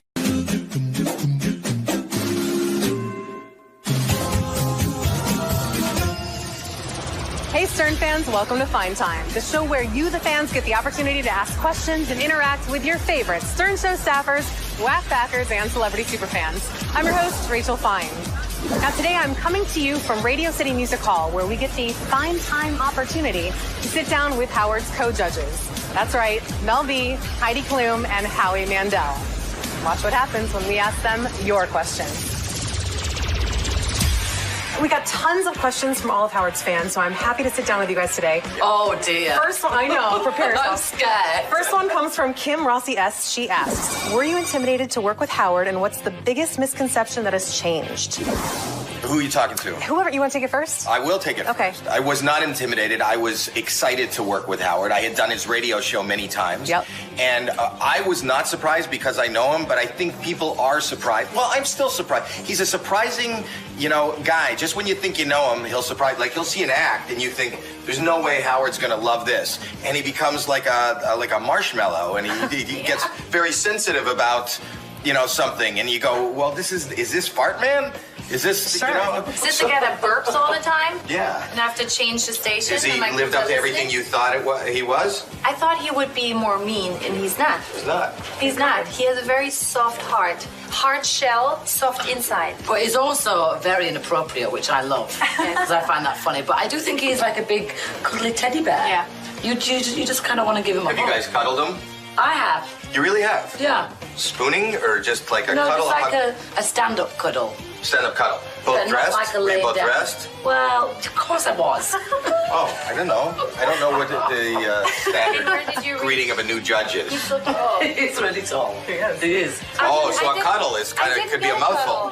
That's what it's saying. If you hug him front to front, you could choke. Oh, I'm not that short. No, he's that tall. Without your heels, how tall are you? 5'5". 5'5". I think that's exactly where his dick is, right? That's an excellent point. What did you say? That's where his dick is. Dick is American for penis. At 5'5". Did you just really say that? He did. Yeah, it's Howard TV. I subscribe to this. See, I'm he knows going to watch Howard this. TV. You know the level of I'm a appropriateness. subscriber. Excellent. I'll be watching this. Well, oh, this is so weird as a subscriber just to look at myself and go, this is what I'm paying for. This is awesome. We have a question from John W. John asks, does it upset you guys when Howard calls himself America's judge and claims that your opinions are unimportant? No, we cut it out. You cut it out? When it's live, we cannot cut it out, but the 150,000 times he said it when we were taping, we cut it out. When the contestants are backstage, do they talk about that I'm America's judge and that I'm the important judge, or am I delusional? No, they do. When people ask, we get asked that a lot, and most of the time, you're who they bring up. Right. So you've created a mental block. What about you, Mel? I just ignore him. Okay. He may be America's judge, but we are the international world judge. I see. You're the international. We have Yes. traveled outside of America. He has not. Yes. Okay. We have an international sense. Brandon S. asks, don't you think it's utterly ridiculous that Howard's bodyguard is a small 65-year-old man with a Batman goatee? That's his body? I thought that's just a driver. No, Ronnie's the security guy that carries his jewelry. Ronnie's the head of security. How's your experience? I didn't realize that he was security. Really? No, I thought he was just a driver. Is he undercover? No, you know him, Ronnie. He's up there with the weird Batman mustache. Yeah. Ronnie's the security guy? How did you not know that? Because everybody keeps walking by him and getting into Howard's room. That's the guy, if you want to get to Howard, go by the guy with the Batman mustache. That's Everybody the way it knows that. Fans here go, we can't get in, we can't get in. You know the seating here, thousands of people are lined up and they look for the guy, the driver with the Batman, and they go around that guy. That's how they get in. Also, when we're doing the show, he's always like slapping his legs and he's clapping and laughing. He's totally watching the show instead of the people. Right. He doesn't want. He doesn't want. So he was the security guy. Hopefully, he still will be after this I didn't know. No, it's good to know. You know something? It's that the interviewer usually, but the people. It's great when the people that are being interviewed are learning something. This is good. That's good. That's why I love this show. So we have to be careful. What?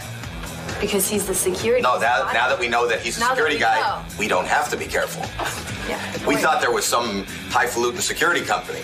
Not so much. Not so much. There'll be this question's for you from DZ. D asks, if Howard was a Spice Girl, what would his Spice nickname be?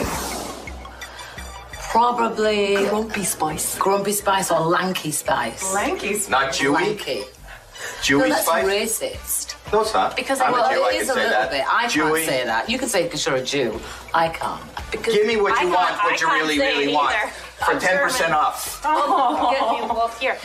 No, because I love when you say grumpy spice. Grumpy, yeah, he would be grumpy actually. Is it a That joke, is a good people? one, yeah. I got it. Grumpy spice. Question for Heidi from Ryan M. Ryan asks, do you have a secret little crush on Howard? Because I believe you do. I have an open crush on Howard, not a Really? secret one. Okay.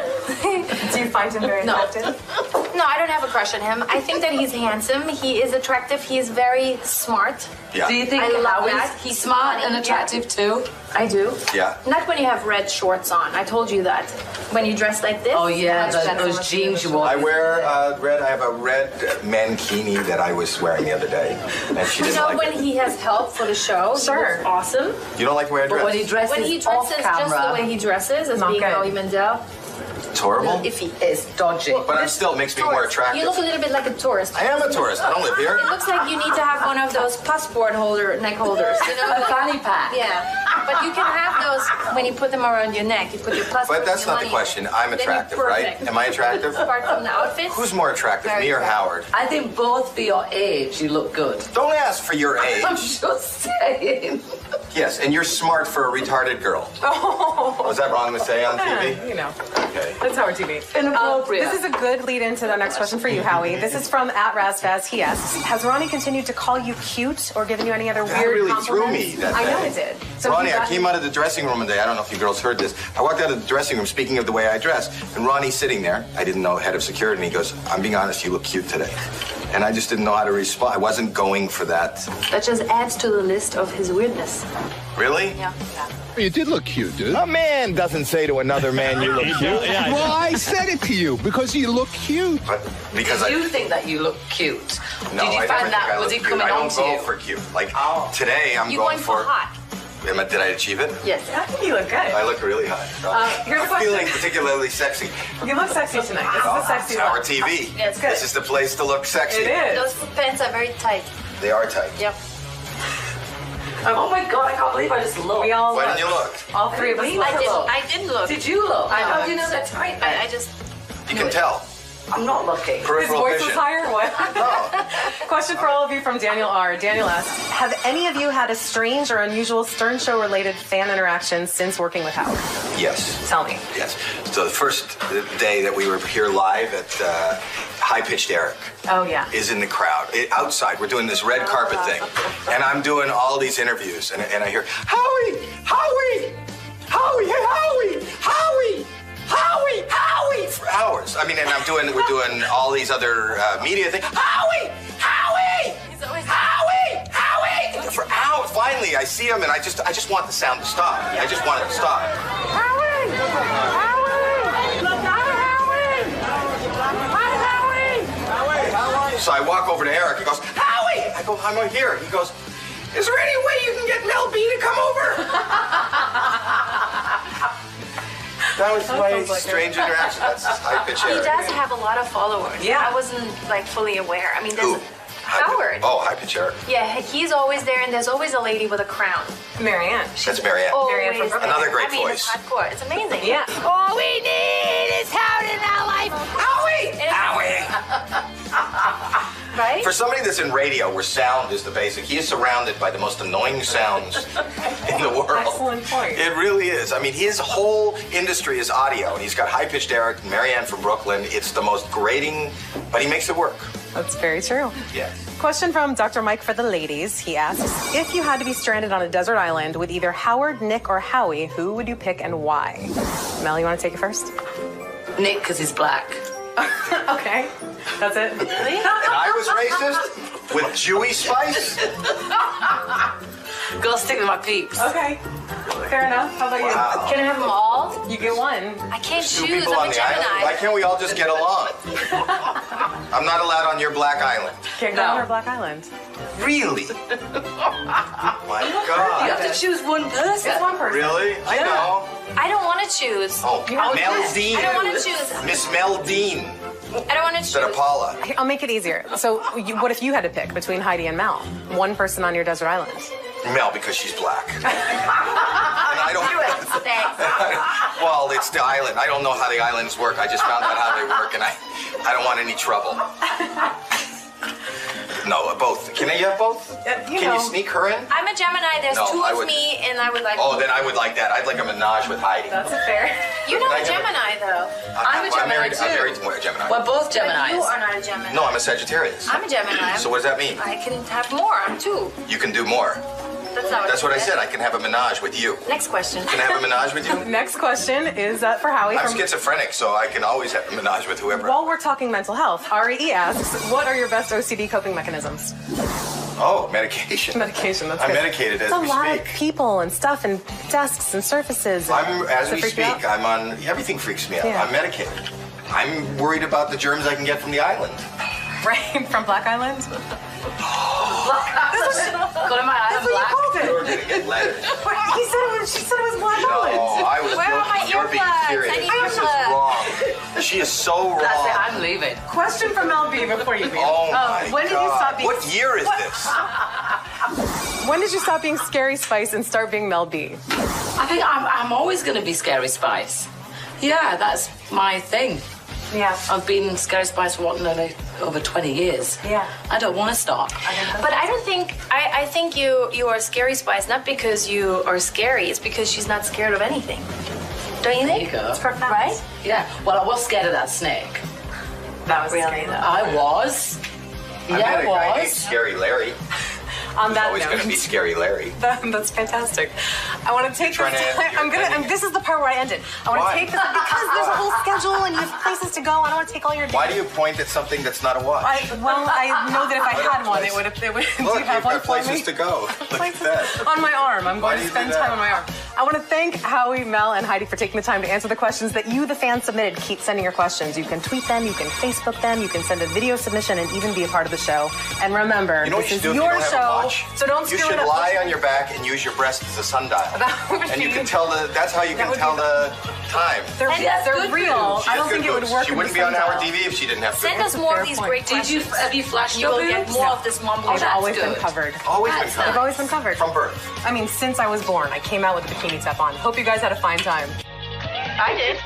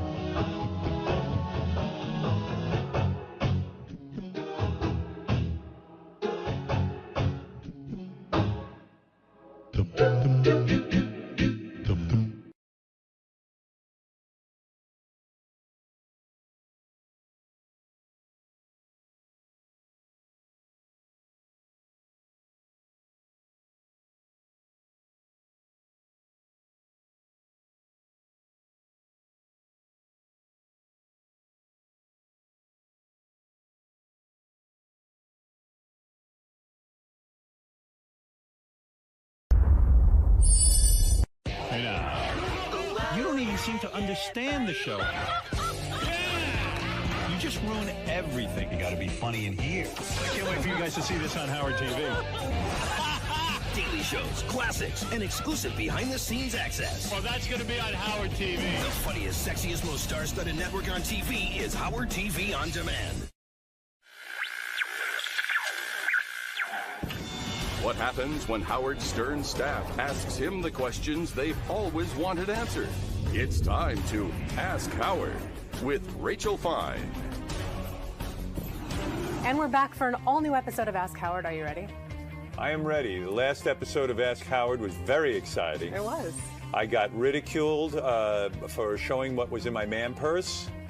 A lot of people called me a pussy and worse. No. But I am ready. It's all right. I can handle it. I've been criticized by my so-called fans before. Let's do it. Let's do it. All right. First question comes to us from Shuli Agar at Howard 100 News. When you're having a bad day, who is the most annoying person you can interact with? Gary. Gary. When I am really ragged out and Gary says anything to me and I see him, wolf, wolf, or he starts in the morning, I get crazy.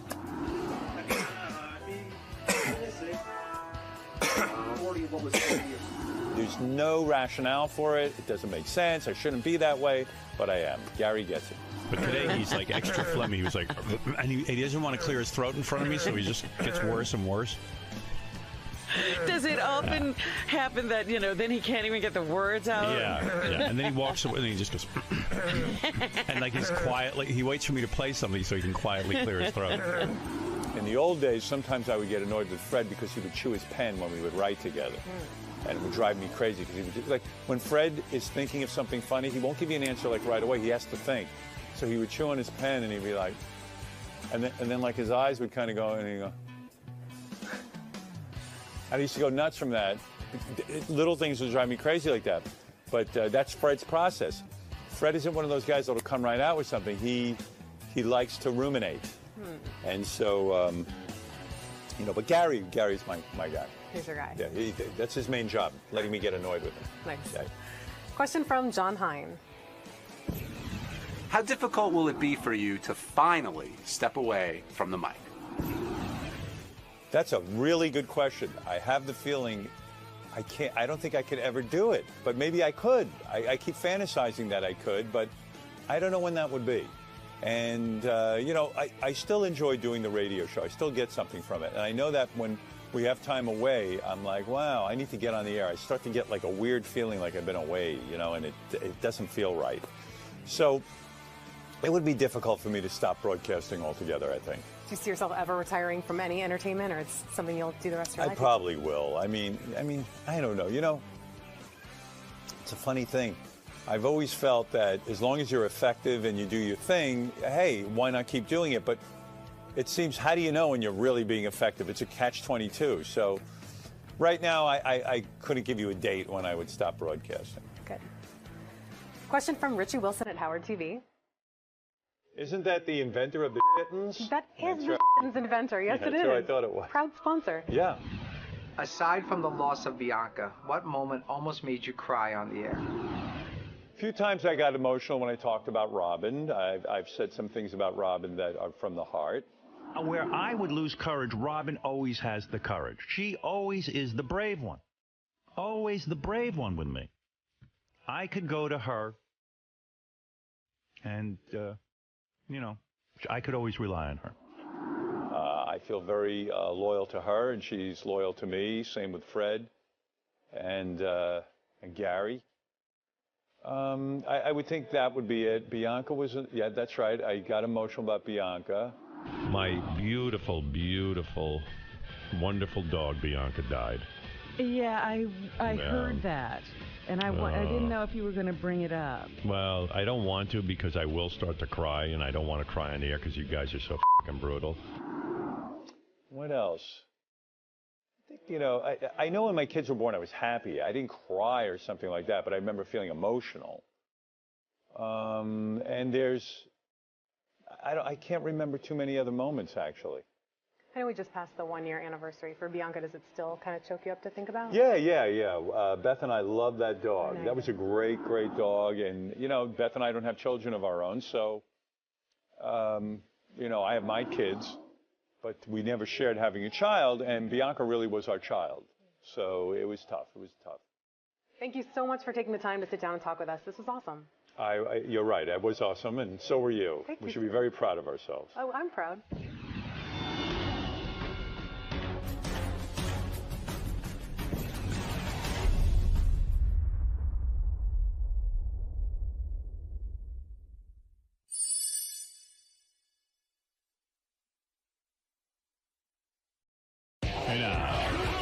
You don't even seem to understand the show. You just ruin everything. You got to be funny in here. I can't wait for you guys to see this on Howard TV. Daily shows, classics, and exclusive behind-the-scenes access. Well, that's going to be on Howard TV. The funniest, sexiest, most star-studded network on TV is Howard TV On Demand. When Howard Stern's staff asks him the questions they've always wanted answered. It's time to Ask Howard with Rachel Fine. And we're back for an all-new episode of Ask Howard. Are you ready? I am ready. The last episode of Ask Howard was very exciting. It was. I got ridiculed for showing what was in my man purse. A lot of people called me a pussy and worse. No. But I am ready. It's all right. I can handle it. I've been criticized by my so-called fans before. Let's do it. Let's do it. All right. First question comes to us from Shuli Agar at Howard 100 News. When you're having a bad day, who is the most annoying person you can interact with? Gary. Gary. When I am really ragged out and Gary says anything to me, and I see him, wolf, or he starts in the morning, I get crazy.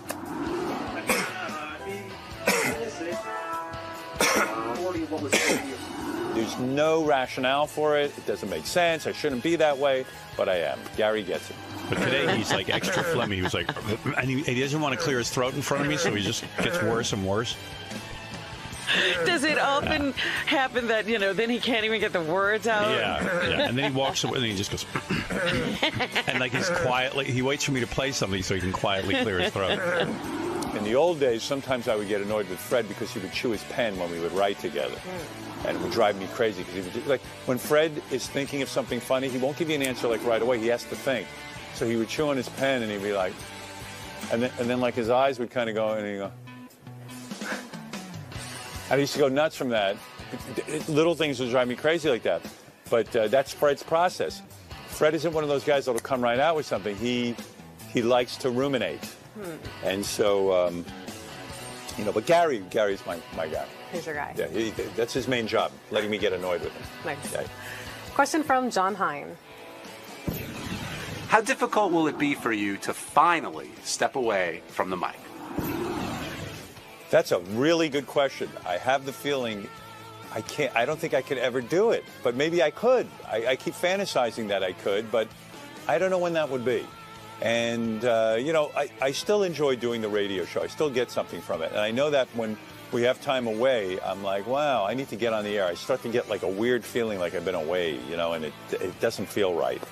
So it would be difficult for me to stop broadcasting altogether, I think. Do you see yourself ever retiring from any entertainment, or it's something you'll do the rest of your I life? probably will. I mean, I don't know. It's a funny thing.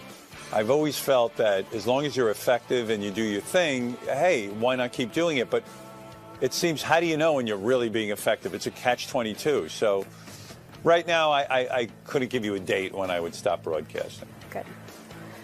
Question from Richie Wilson at Howard TV. Isn't that the inventor of the Shittens? That is the Shittens inventor. Yes, it is. That's what I thought it was. Proud sponsor. Yeah. Aside from the loss of Bianca, what moment almost made you cry on the air? A few times I got emotional when I talked about Robin. I've said some things about Robin that are from the heart. Where I would lose courage, Robin always has the courage. She always is the brave one. Always the brave one with me.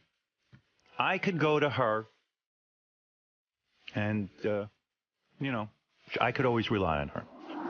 I feel very loyal to her, and she's loyal to me. Same with Fred and Gary.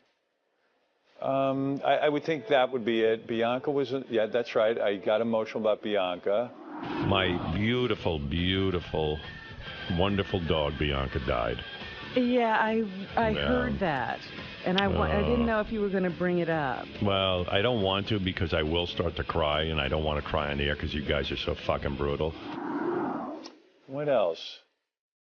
I think, you know, I know when my kids were born, I was happy. I didn't cry or something like that, but I remember feeling emotional. And I can't remember too many other moments, actually. I know we just passed the 1-year anniversary for Bianca. Does it still kind of choke you up to think about? Yeah. Beth and I love that dog. That was a great, great dog. And, you know, Beth and I don't have children of our own, so, you know, I have my kids, but we never shared having a child, and Bianca really was our child. So it was tough. It was tough. Thank you so much for taking the time to sit down and talk with us. This was awesome. You're right. It was awesome, and so were you. We should be very proud of ourselves. Oh, I'm proud.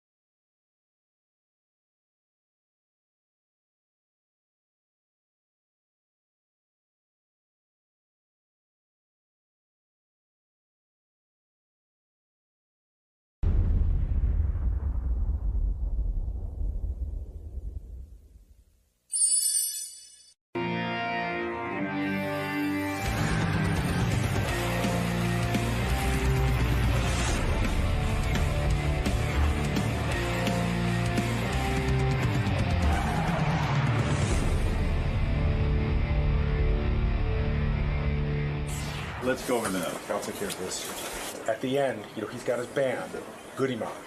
They're like and we promised we would talk to those guys at the end. All right, I'll talk to one more. You know, I think, by the way, I think you're probably one too. CeeLo Green is a judge on The Voice. He also has had multiple Grammys, hit songs, an incredible life, which I don't know how many people are aware of CeeLo's life. Look at that. There you are, man. Hey, man. Look at this. How are you? Wow. World famous CeeLo. I was about to say the same thing about you, Howard. I was reading CeeLo is, of course, not your real name, but a nickname given to you. Yeah, my name is Carlo. Carlo, so it became CeeLo. Yeah. Yeah, Carlo.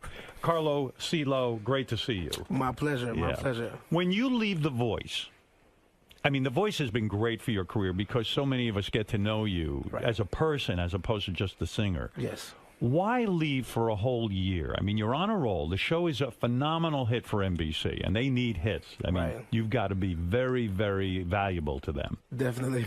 Why leave for a year, let Usher take over? You know what I mean? Like, why not just stick with it?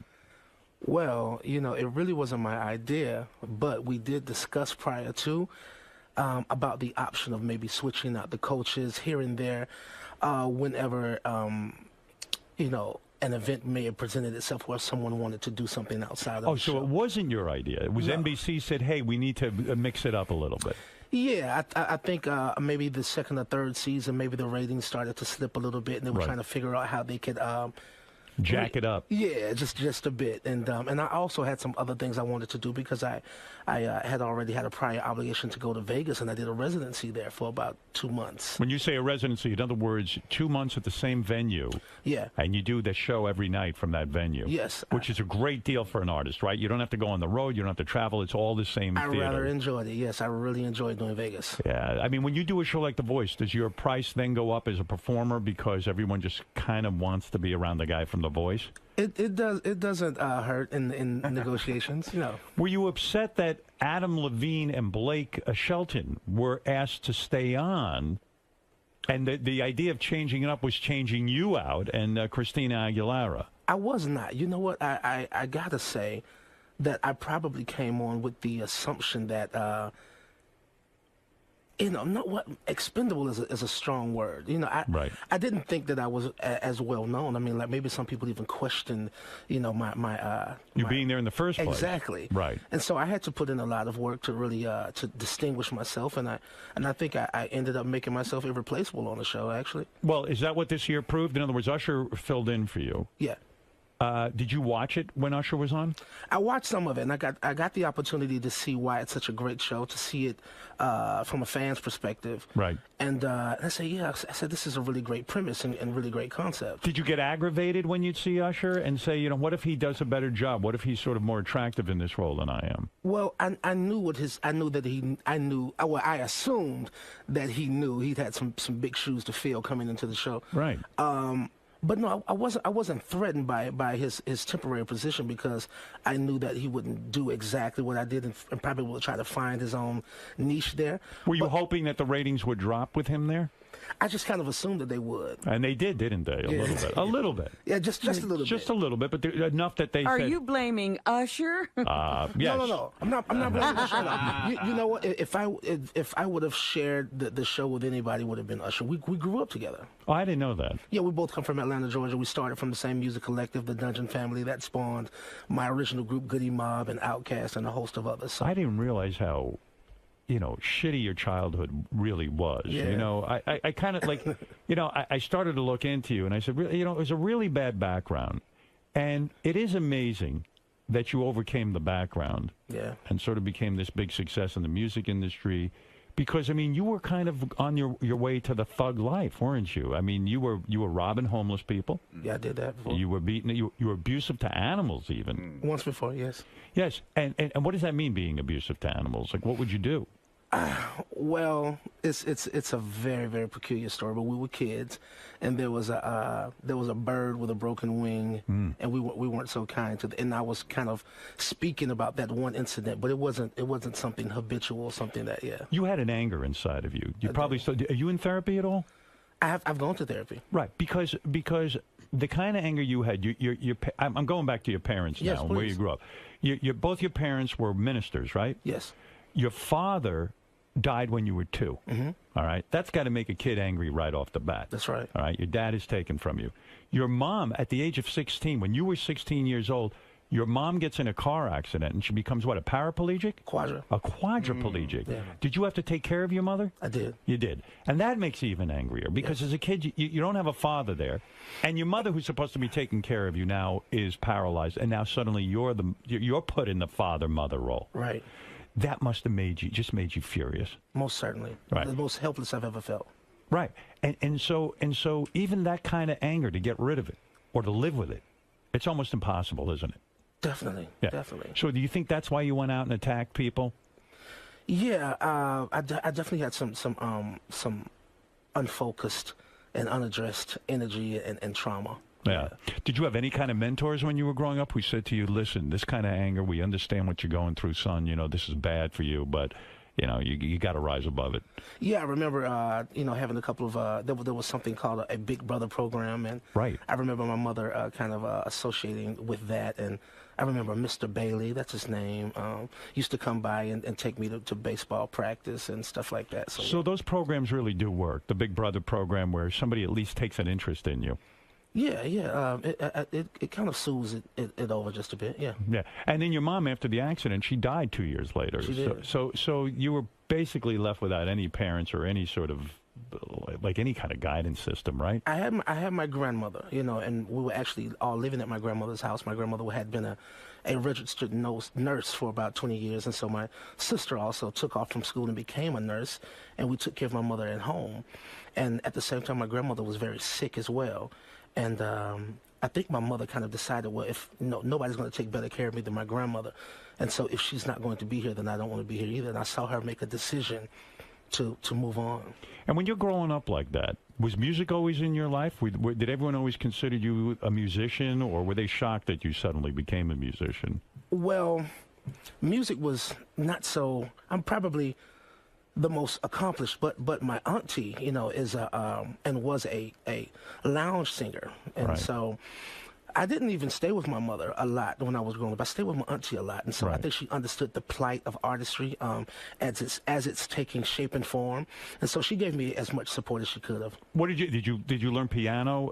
Was that your first instrument? Drums? Drums. Yeah, but they say if you can play the piano, you can play anything. Right, and then you learned drum. Then you learned piano. Yes, sir. And were you a genius at the piano? Were you the type that the teacher immediately goes, "Hey, CeeLo, you're unbelievable at this"? I was never a genius, and I'm still not. No, well, let's be fair. You've written your share of hit songs, and even at a young age, you got picked up by record companies. How old were you when you got your first record contract? 17. 17 years old. That's considered a prodigy, in my opinion. No, my mother passed away. She got injured at 16, so my mother passed away the year that my album was being released. Jeez, she never got to see your success. She got a chance to hear it. She got a chance to hear that first promotional copy. And my sister was telling me the story. I never knew it until a great while after, but she said that she was there along with her, and she said, "Well, I want to hear the music." And I think it gave her some closure. So literally on her deathbed, she got to hear your music. She did. And she probably went, "Oh my God, this is unbelievable that my son could be doing this." Right. And all the years you were acting out, you were involved with music too. So like when you would go out and, I don't know, mug a guy or rob somebody, you even rob people of their jewelry and things like that. I did. Why do you think you didn't go to the life of crime? Because of music? Well, I mean, criminology is also a talent or a genius, if you will, and I think that I think I could be described as an artist without an outlet. I didn't realize that it was something formally that I could do. I thought it was something that I was a little shy about it initially, but. Yeah, that probably sounds weird to people. That a criminal does have a certain artistry. Anything that you're good at requires a lot. Being an artist. Awful lot of focus, yeah. Right, and so this was your focus, and you were good at it. It became a power, yeah. You never got caught robbing anyone? I got caught doing some shoplifting. I became pretty fond of that. Like, what is the most amount of money you've ever stolen? Never cash, just like items. Like, there was a time, you may remember this this epidemic, if you will, like, of starter jackets, the team jackets. Yeah. This was going on in many major cities of where, kids were getting killed and, over sneakers, over jackets. Yeah. So I never killed anyone, and I became like the character Debo in Friday, what I mean, where people would see me coming, and I used to do what was called strong arm robbery. I never had to, it was never armed robbery. I was just like, give it to me. You never did a break-in? You did a break-in. I've done a couple of break-ins. And what'd you steal? Mostly jewelry? Whatever we could snatch and grab, basically. Right. So, I mean, if you were that good at it, which it sounds like you were, and you were sort of a tough guy too, right? I mean, you could handle yourself in a fight. Yeah. You're a powerful guy. Did you ever beat someone up to the point where they were unconscious? Maybe they came to after we were gone. Yeah, but I mean, because I don't know, you seem like such a gentle spirit, like almost like a hippie in a weird way. And yet, when I read about your background, you were this tough thug. You know what, man? I only mention it because it's such a testimony. I really would love for people to know the true story and the very humble beginnings that I come from. Yeah. And what a change I've been able to make. Like, music saved my life. It really did. Yeah. I mean, you could have ended up in jail or dead or something. As many of my other friends. Were you ever formerly a member of a gang of some sort of gang? Well, gangs weren't really big in Atlanta, Georgia, where I'm from. Right. Just rival high schools, and so. But there was some gang association. And rival high schools. Sounds like it's sort of fun. It's very vicious. But my high school had Roosevelt High School had a war going with Malvern High School. Right. And everyone pulled out knives. I saw people get stabbed. And I mean, you're talking about it's vicious sometimes. Makes no sense. Knives and bats and crowbars and stuff like that. So I lived right across the street from a park called the Rec. It was short for the recreation center. Right. And I was an underclassman, but the high school was this way and the middle school this way, and the rival high school was right around the corner. And so after a football game, everybody would come to this Rec, and it was like a scene from The Outsiders, Ponyboy and Dally. It was big high school fights. And you had a fight, right? Yeah. Yeah. I mean, and you could handle yourself. I was an onlooker at the time, and I kind of wanted to get involved. I'm like, wow, look at that, you know. Yeah, like you kind of going, am I man enough to go in and fight this fight? I think that's the way that we kind of sit and root at boxing matches. Like, if I was in there, I would hit him with a left. No, go this way, go this way. You know, you kind of root on as if to say, if I was in your position, I would have done this. So what's so weird to me is here's a guy who's stealing and fights and stuff, and then also getting a record contract at 17. It's weird. Well, I've got to give a lot of credit to my aunt. You know, she. Did a lot of the guys you were hanging with, did they get jealous when you started to get successful? No, because almost everybody who I was friends with, we all ended up miraculously doing music. Like whether it be Andre 3000 from Outkast, like we went to elementary school together. You knew Andre 2000 from that guy's a genius, right? Yeah, smart. Would you say did you recognize his musical abilities when he was young? Not so much. We were all like what you call play cousins, so we were very close as friends. Did you ever collaborate with him? Yeah, my debut was on their first album. Oh, it was. I didn't know that. Yeah. And so when you lay down at night, do you ever think back on those days and feel guilty, or you just say, "Hey, fuck it, I'm glad I got out of that whole thing"? No, I do. I feel a great deal of remorse, and a lot of what my motivation is to outshine, and outdo, and rectify a lot of that wrong. Yeah, I would think mugging a person though, when you feel so powerless in your life, the only way you can feel powerful is to physically take over someone. Yeah. And take something from them and actually physically dominate them. Yeah. Does that make any sense? And instead of just like lashing out and understanding that you're angry because your mother's gone, your father died when you were 2, you're just this misery. Right. Somehow it makes you feel better to mug someone. It sounds weird, but maybe that's the way it operates. Well, yeah, as they say, hurt people hurt people. Yes. Yeah. Hurt people. I know Mike Tyson, when he was in, also said he was afraid all the time. That's one of the other motivating factors. If you're fearful, you want to put on this brave front. Yeah, maybe and that's prove that you're a tough guy. I read an interview with Vin Diesel, and he said something that was pretty profound, and I was able to relate to it. He said that the artistry, the purity in heart. He knew growing up in New York City that this was something that he would need to protect. Yeah. And I was really moved by that. I said, yeah, I think I kind of felt like that. Your first couple of albums were not commercial successes. Your first couple of albums were with the Goody Mob, right? Yes. And you guys get this deal with a record label, and you probably assume, hey, once I get a record deal, my life's set, man. I'm going to be rich. I'm going to be on tour. It's going to be great. It doesn't work like that, does it? It does not work like that. We did our first album for $20,000, and there's 4 of us, so we got $5,000 apiece. Yeah. I thought I was rich. Yeah. And the record company kind of pumps you up. Hey, it's going to be big. It's going to be this. It's going to be that. And then it kind of just doesn't go anywhere. No, it doesn't. Yeah, it doesn't, and it's weird. Was the Goody Mob like? Were you guys just distraught when the record doesn't make it, or you just? What's the feeling there? I don't think there was any other option. I think we just had that camaraderie and that bond that we had all gone to school and grew up together in the same neighborhood, and so we had each other at least.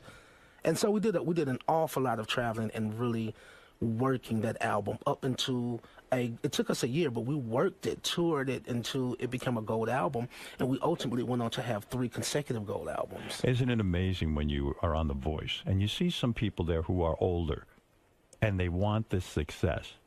Don't you almost want to grab them and say, don't you know how hard I had to work to get this success? It's not a question of being a great technical singer, perhaps. Right, exactly. It's really about writing songs, learning how to maintain an audience, how to work that audience, how to please an audience live. It's almost impossible to go on The Voice and win and then have this huge career. There's got to be this hard work period of time, right? It's very surreal, and that's the humility, that's the genuineness I think that people feel from me. I'm just in as much awe of it as anybody else. I'm just very thankful, very grateful, and trying to earn the privilege that I've been given, trying to deserve it more and more. Why did you break up with the Goody Mob? Was it because the group wasn't having enough success for you, or and then your trajectory, if I've got it right, was Goody Mob, Gnarls Barkley? Mm-hmm. Okay, so Goody Mob breaks up. Are those guys pissed at you because here you put in all this time with them and then you just leave? Well, our third album, World Party, was just more of an artistic difference. You know, I think I just wanted to go in a different direction, and I thought hip hop, you know, or rap music was limiting, and I knew that I was capable of more. Didn't quite know what the future would hold for me, but I was willing to take that leap, you know. Wow. And we discussed it, and we went in different directions, and mine happened to pan out for me. And then also a number of different things happened. A member, Cujo, was in a car accident as well and lost a leg. And, you know, so a couple of, you know... Cars keep fucking up your life, don't they, man? Between your mother and Cujo, right? But ironically enough, it brought us all back together because we hadn't talked. We most certainly hadn't worked together, but that... It was a nasty breakup? Yeah, no, it wasn't really nasty, but people try to make it a lot nastier than it was. We really communicated all throughout what kind of spilled over out into the public.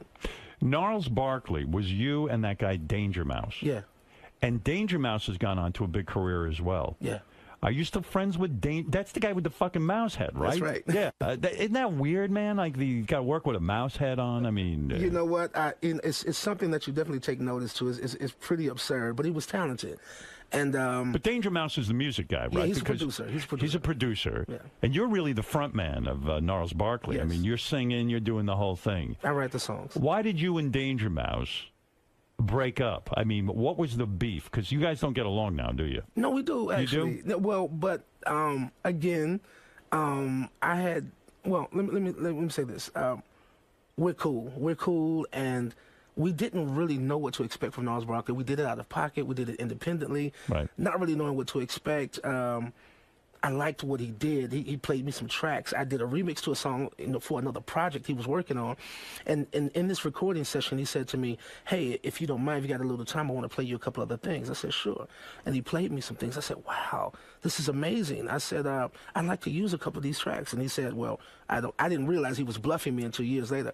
He said, well, I don't just do tracks, I do albums. And I said, well, shit, let's do an album. Right. You and know? that's why the name Gnarls Barkley? What was, I always think, is it, I don't even know that story. Is it because Charles Barkley? Well, yeah, it's just kind of like good old-fashioned rock and roll. It's just absurd enough to be, quotable.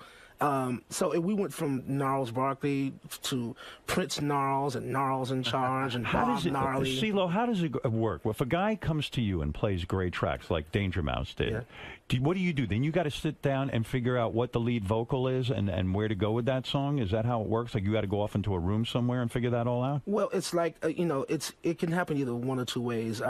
It can totally compel some real-life experience, or it can, something can be highly imaginative. It's like that broken heart pendant. Sometimes the singer and the track itself, come together. It's like, oh, like we found each other. We found it's like rekindled, so to speak. So his music really compelled a really deep introspection, and I realized that this producer, was as troubled, and as miserable as I was at the time, going through a divorce, losing my record deal, and having just enough money to do that album. When you were in Gnarls Barkley, the song "Crazy," that was what you and Danger Mouse did together. That's right. And Crazy is the first song that really breaks big, or was it's the big one. That was the big one, right? Yeah. How many people have recorded the song Crazy? I mean, besides yourself? Oh, I mean, everybody from Nelly Furtado to Ray LaMontagne to Billy Idol. I've seen him sing it. And isn't it financially fantastic when someone else records your song? Because that's ka-ching time, isn't it? Yes. Yeah. Every artist I ever spoke to said that's where it's at, cover versions. It's the honor of it, the compliment of it, to have connected with so many people I've never met, and to feel so alone in that emotion, and it be shared with so many people throughout the world is very sweet. Well, so many people respond to this song. It's so great. How many did you win Grammys for this one? Yes, sir. How many did you win? 2. 2 Grammys? Yes. For songwriting and for what, like Record of the Year or something? I think we lost our Record of the Year, but I think we got Video of the Year for this. Who did you lose to for Record of the Year on this one? Oh, I can't remember. I'll tell you who it was. Dixie Chicks. That's right, Dixie Chicks. I remember. That's right. Did that piss you off? Yeah, it seemed a little politically incorrect, but yeah. Yeah. It was a little disappointing, no doubt. It was disappointing because you get mad? Well, you think because your song was better, right? You're saying? Well, I had heard my song more often. I had never even heard this song, so I was like, wow, okay. Do you have a favorite cover version of this song? They're all wonderful. Beyonce did a version. Is that that's a great honor, right? It's a great honor. Did she record it on one of her albums? Crazy. I was going to say, are all of these recorded or? Well, I know she does a live rendition of it because she kind of mashes it up with "Crazy in Love," and I know she does it. But we don't like when they do the live version on tour because we can't get paid for that, right? You only get paid when they record it and put it on an album. Am I correct or am I incorrect? You're correct, but the compliment is priceless. It is. Yeah. Do you ever fantasize about being married to a woman like Beyonce? When I think about Jay-Z and Beyonce, I think about, wow, what a powerful couple, and how comforting to have a wife who's a big earner like that. Or do you think it would be intimidating? No, I can handle her. You could handle it? Yeah. Yeah. You attracted to her? She's a very powerful woman. Not your type? Not necessarily my type, though. Who is your type? You know, I always thought you were gay. Who are you dating? Have you ever been married? Yeah, yes, he was married. You have a biological child. I have a biological son. And you adopted her two daughters. That's right. But then you guys broke up. What broke you up? The fame? Irreconcilable differences. Is it? No. You cheated? I didn't cheat. Really? I'm a loyalist, man. I'm a loyal dog. But wasn't it difficult? The more fame you got, the Grammys come and the money comes. I'll tell you something sweet about it. After our divorce, we were talking, and it was right after our divorce that Gnarls Barkley came about. Right. And she called me, and she said, wow, congratulations. She said, if I had known that I was holding you back from this, I would have let go a long time ago. What a loving thing to say. Yeah. Was she holding you back from that in a way? Because is marriage too domestic for you that you've got to be free to go out at night? Musician's life is at night and hanging out and sort of connecting with different musicians. You know what? I think love in layman's terms would be defined as being out of control. Yeah. And with that being said, I would have sacrificed. I would have never known this reality out of that love for her. But why wouldn't Gnarls Barkley come about if you were married? I mean, I don't understand because, that. Ironically enough, the incident inspired the album. Saint Elsewhere kind of is symbolically about sailing away from her. So the are title you track saying is about my divorce? Are you saying that sometimes artists have to be in great pain in order to create great music? Out of atrocity comes art. Right. So the breakup broke your heart so much. Was Crazy about that breakup? Well, Crazy was about my insistence on being an individual, and we had this conversation, me and Danger, about being called crazy, and it's something that I just resented so much my entire life. I'm like, I'm actually a very sensible guy, you know what I'm saying? And I was only confirmed this when I was, I acquired a song writing skill, and I could see my sensibility in lyric, and I'm like, no, I'm all right. Are you a drug guy at all? Were you ever into drugs? I'm not a big drug guy. I can't say that I am. Because some artists think they need to get high in order to sort of create. No. I'm naturally a wildflower. All right. I think so. Why did people think you were so crazy? Because of your background, because of your past as a criminal, kind of thing. Yeah, it's pretty dynamic. Those who knew me, like to be able to embody those extremities. I'm a Gemini. If that helps make any sense. Yeah. The reason I said I thought you were gay is I didn't know much about you when I saw you on The Voice and stuff. And sometimes you'd wear almost like a dress or something. Just because of the costume. The costuming made me think, well, hey, this brother might be gay. You know what I'm saying? I didn't know. No, you can't dress up unless you're gay. But actually, further from the truth, you are a womanizer, aren't you? I mean, you love pussy. Is it fair to say that? You love pussy so much. Well, you can tell that on the show when he turns that chair and sees a beautiful girl. Have you ever fucked a contestant? Has that ever happened? I haven't gotten the opportunity to. I've tried. I'm so sorry. I've exchanged some numbers. Right. I fucked an audience member. You did? Yeah. Did you? How did you do that? How did you fuck one of the audience members? Because I know on America's Got Talent. How do you get to the audience? Where I'm a judge like you. I sent somebody. I find it difficult to connect with the audience that way. Well, you spotted somebody in the audience? Yeah, but as you know, those television stagings, they're a lot smaller than they appear. Yes, they are. So I call a wink from somebody. It's like, hey, I like white woman or black woman? Black woman. Black woman. Yeah. Do you fuck everybody, or are you strictly a black guy? No, but I mean, I'm so internationally renowned. You're open to everything. I kind of have to just Have you fucked an Asian woman? Yeah, but not for free. You had to pay. Where did you pay an Asian woman to have sex with you? I got a great massage from a beautiful Asian woman in Japan. Yeah. Oh, no kidding. And then she gave you a happy ending. She did, but she was gorgeous, just like the ad. She was the exact same. She person. looked like the ad. Did you have any? So in other words, you had an idea when you go in there it was a rub and tug kind of thing, right? I hope so. Yeah, because I have gotten massages throughout my life, on and off. No one has ever jerked me off. What is that feeling like when the woman puts I don't believe it, Howard Stern. You're such a stud. No, it's so fucking true. I mean, one time I did have an opportunity, but I have a small penis and I was embarrassed. I don't believe that. Yeah, I do. Are you well hung? You know what, man? There's a difference between car and driver. I'm a great driver. Oh, I see. So you're small. No. What are you saying? I'm saying I have a decent-sized dick. You do? I saw my friend had a porno on his phone yesterday, and he has an exceptional dick. Really? You mean this was a friend of yours that shot his own porn? No. I don't know who the actor was, but he's got a Bravo from us. Maybe I could show it to you or something. But are you over awesome. 9 inches? No. No, you're like 7? I say 7. 7. Everybody I know is above average, except me. But I thought 7 was average. No, 5 is considered average. Really? I have 6, and I'm stretched. I'm measuring from my balls, so I'm a bad driver with a bad car. Stop. Yeah. I lose on every situation. I just can't believe it, man. You're too much of a stud. So go back to your musical career for a second. Okay. So Crazy comes out, and that's when the money starts to roll in, right? I mean, you're worth about $21 million. I read. That's what true? they're saying. Not anymore. I mean, I used to be. I was rich at one time, but now I'm just fortunate after taxes. But is that because of your divorce? Did you lose it? But you didn't lose a lot of money there because you were kind of broke. I didn't have any money right. when I got divorced. No, but and because of that, because of her grace, she's she's still a very well taken care of. You will, even though you don't legally have to contribute, you do. I just love her. I still love her.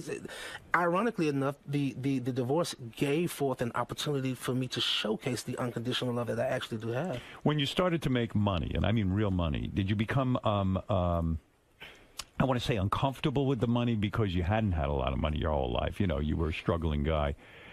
Did it make you feel a little bizarre to suddenly, I don't know? I'm not really materialistic, and I'm not an asshole in that kind of way. And it's cool. I mean, it usually happens to people, and it's all right. It's probably natural to go for it in that kind of way. But my greatest extremity is probably clothes and jewelry, and I do a lot of that for stage. And the only reason it becomes Did you buy a nice house?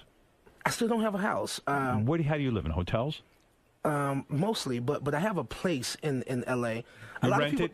Yeah, I rent it. A lot of people don't know, The Voice, and a lot of these TV shows, they kind of have housing budgets and traveling budgets, and so The Voice pays for my house in L.A. Isn't it weird that you don't have a house? I mean, that would seem like a good investment, somewhere to put all your stuff, and call your own. But it's just like a house is just not a home.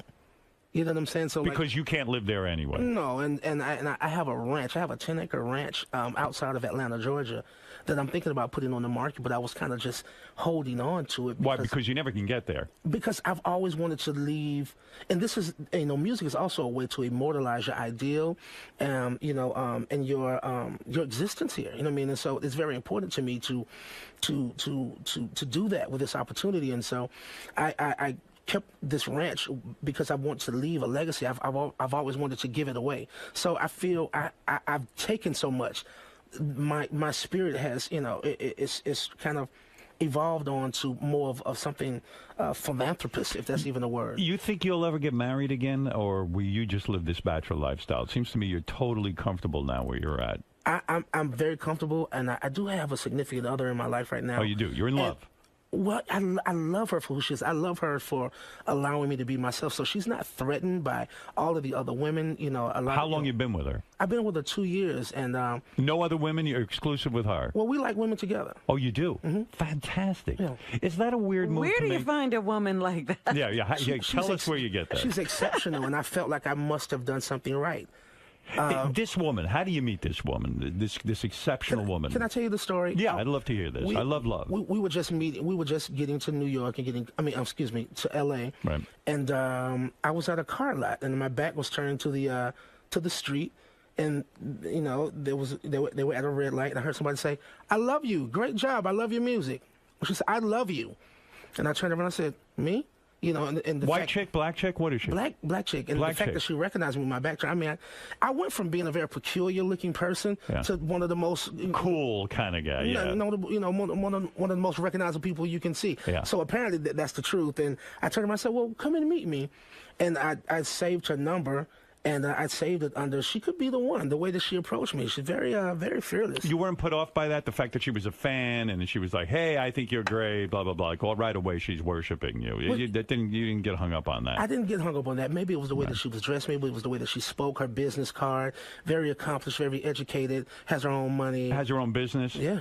What type of work is she into? She's in health education. And so, right from the beginning, you become lovers. Yeah. And it works out. How do you make that move into threesomes and stuff and bringing other chicks into the bed? Well, it was gradual, but I was just very open about other, relationships that were lingering on. Right. You weren't willing to give those up, in other words. You knew people before her, and you said, look, these are people I'm going to continue to see. I'm not looking to give it up. It was maybe 2 other people, and it wasn't lack of love for those other people. It was just logistics. Yeah. Someone living out of state and us carrying on, from a long distance kind of perspective. She didn't get jealous that you were still seeing other people, and here she's falling in love with you? She was honored by my honesty. She was. And since then, I have shared every single detail. I've even gone back and talked about things that aren't even necessary, just to have her be. It makes me feel, I don't even like the feeling of keeping any secrets from her. I find that so difficult, though, to negotiate. Does she go out and fuck other guys? No, she has no doesn't. desire. See, that's the point. Yeah. If she came home to you and said, listen, I'm going out and fucking other guys, you would no way be able to handle that. I just told her if she ever had that desire, would she just please let me know, like honor me with the same honesty. Right. And so, what are you going to do when she's that honest? It's going to dump her. Right. Well, I mean, I tried to think it through. I mean, it probably would be a little unsettling to begin with. You wouldn't feel honored then, I'm telling you. I wouldn't feel honored, but yeah, right. I think I would respect it. But, the difference between, like, men and women is But don't you think she's just putting up with it because she doesn't want to lose CeeLo? It's probably exciting to be with CeeLo. Yeah, she wouldn't be like this with any other guy. Exactly. Yeah. Well, I think, just from her description that she's been in she's tried to play the straight and narrow. She's actually, got a bit of that in her own system, and she's, she enjoys me, giving her that liberty. Right. You can have freedom, but somebody has to give you liberty. So you don't bring these women home to her. You don't do a threesome thing. You go out and fuck, and then you come home and you say, hey, look, I just want you to know I was with someone when I was on the road. Well, no, because she's most certainly in health education.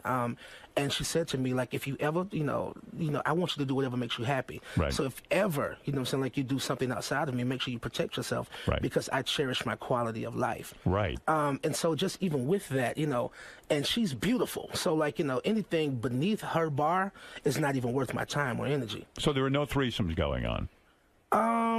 Yeah, we had once or twice, but it's still new. You know what I mean? But yeah, was it weird though when you did the threesome? Because she's got to get weird with it, and also it's probably like, this is going to sound weird, but I almost don't want to share. I don't want to share my wife even with a woman. Like I saw that. Yeah, I've had that feeling. I had to get over it. And it was just this faint whisper, like, "Are you sure this is what you want?" Now this is manly. This is very macho. But like, I believe that if she wasn't. If I had never seen her in that context, maybe it was something that her, that she wouldn't be being honest in. Like, and she seemed to enjoy herself. Are you thinking marriage with her or no way? It's Everybody else is. We're damn close.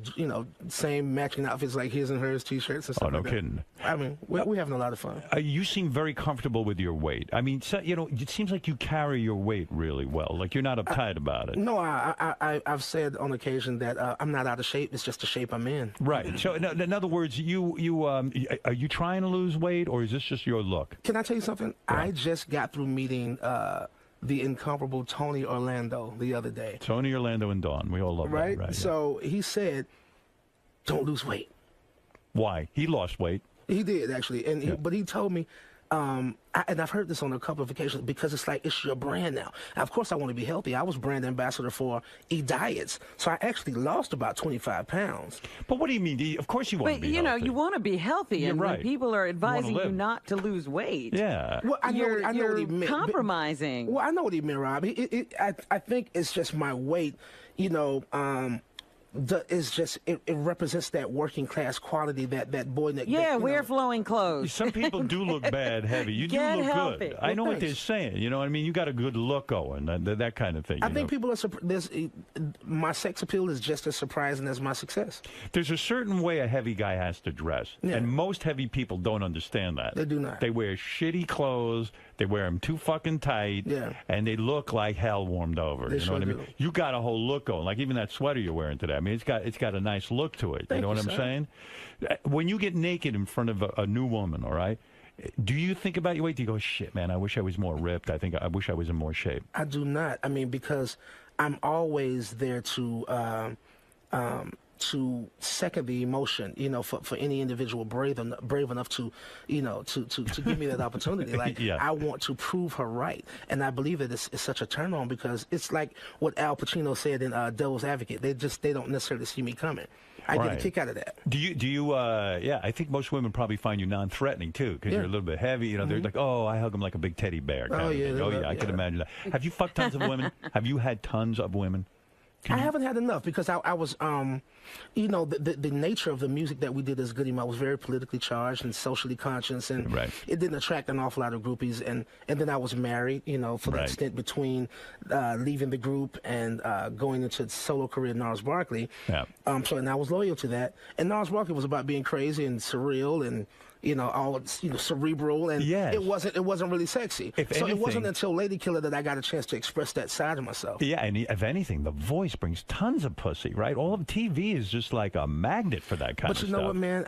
It's not as fun as it once was. I wish I was in the heyday of hair metal and Sunset Strip with Motley Crue. And those are my fantasies of rock and roll. Right. But it's not like that anymore. It's fucking Instagram and Twitter and, girls getting a kick out of just, taking a picture while you sleep with your dick shrivel up. It's like, I don't know. Yeah, right. It is scary. It is scary. I'm afraid of that. Yeah, I hear you. It is. It turned into very embarrassing things. Can I say something? Since I'm here and I have opportunity? Yeah. I want to apologize to you because I know that I offended you with something that I said.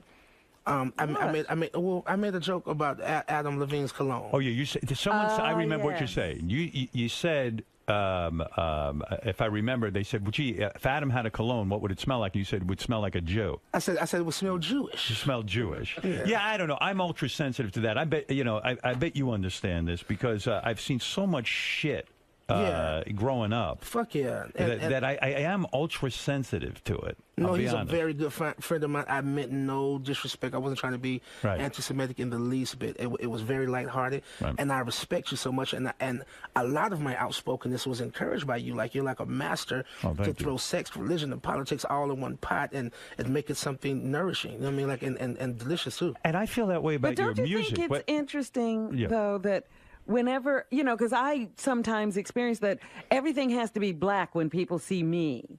And, so all their references are black references because all they can see is I'm black. Mm-hmm. Right. And so when you respond, his, cologne would be Jewish. I mean, do you feel that, that's sort of like every time you see Adam, you're thinking he's Jewish? I mean, I know I am, but oh, stop. I'm like, I can't believe that guy's Jewish. It was probably more provocative because I am black, Right. Yeah. Well, yeah, I know what Robin's saying. It's like, I do find that, like when I'm around a black friend or something, all of a sudden, everything's black, black, black, black, black, you know? And it's like, that's all they can see is that the person's black. And then with Adam, was like, well, all he could see is that he's Jewish or something. That's why I reacted that way. But I always found your music to be provocative. Like the song, Fuck You, which became so big. Yeah, we love that song. Putting the word fuck in there was very provocative. And like when you have a hit song, if you put fuck in there, it can hurt sales. Right. And you said, fuck it. I don't care. That's how I'm feeling. Well, let me tell you that story. Right. I was at odds with my label at the time. Right. I had been recording Lady Killer for about 3 years, roughly. Wow. And I could not please them.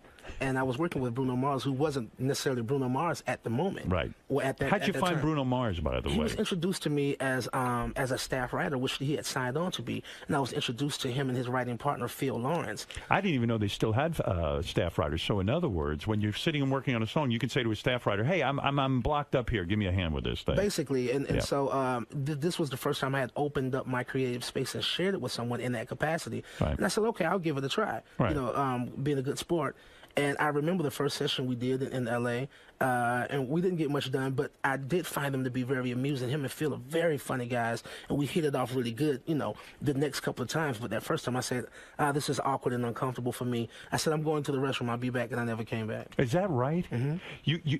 It felt awkward and uncomfortable. How? In other words, to work with guys you didn't really know? Because I didn't realize I didn't know if a staff writer being suggested to me was condescending. I said, motherfucker, I'm CeeLo Green. I don't need a staff writer. Right. But I want to be a good sport because I want that unanimous yes. I want my corner in my corner. So I said, if this will help, relations and get the job done, let's go for it. It doesn't matter. But you have been at odds with Bruno Mars because he takes credit for writing the song, a lot of credit for writing the song, Fuck You. I saw that on a couple of international interviews to where it's not being specified what his contribution actually was. So what was his? Clear it up. What was his contribution? As producer, he wrote the music. So he produced it. He did not write the lyric for me. Right. You came up with the lyric. Yeah. And he implies... Can you imagine him writing, Fuck you? I just thought you should know, nigga? Can you imagine him writing from that out of town.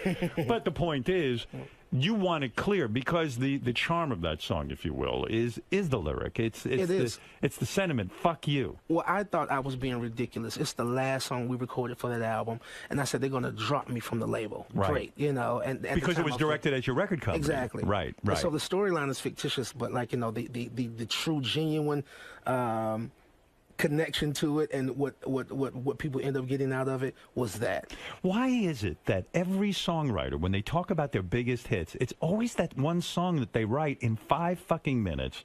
They write it as a throwaway, and then it drives them crazy the rest of their career because, that's how I should write all my songs. Howard, this song has been so big. It has so much staying power. I'm still performing it, and I hadn't put out a new record in 3 years. I'm working on a new record right now. They say about the music industry now, all these big hit songs, like you talk about Katy Perry's had one hit after another. Yeah. But really, it is a conglomerate. It's like she has a bunch of people who write for her, a bunch of people who produce her, that you almost can't do it on your own anymore if you're in the pop business. Katy Perry is a corporation. She has a board. Right. Yeah. And you mean that literally. I do. But you still try to write more on your own. I do. Yeah. But you do find great partners. I mean, look at you with this Mouse dude. I mean, it worked out pretty damn well. Absolutely. And I do realize that works best for me. So idealistically, yes, that's what I would gravitate toward more. Is that why your new record now is with your original guys? Because you said, hey, why not collaborate with these guys again? Maybe we can have a hit. Yeah, well, I felt like I owed a debt of gratitude to not only my group, which is my extended family, but also hip-hop, which is my community that I come from. I think this new song is very catchy. When did you release this song? Is it Special Education? This is Special Education, yeah. We released it maybe 2 months ago. Yeah. I think this is a real good song. Is it going to go on? Is it on the charts? I don't know. I really don't know. We're doing it independently, and so... but people love it, and I think if it's like #1 at People's Radio. Yeah, this is it's got a nice, a lot going on here. This is Janelle Way. Where do you find this guy? This is Big Gibb. The members of Big Gibb, Cujo, and Timo. These are all the dudes with you? Yeah.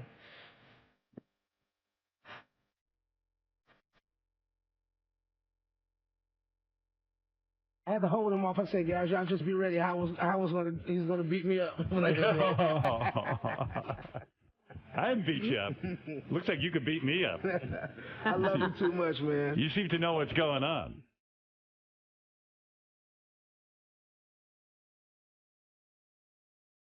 So it's always about us encouraging those underdogs and those unsung, those eccentric individuals, misunderstood. I'm so accustomed to that alienation, you know what I mean? And so I would love to be a voice for those people. And that's what I represent on the television show. That's why it works so well for me. How are you going to get this song on the charts, man? That's what we got to do.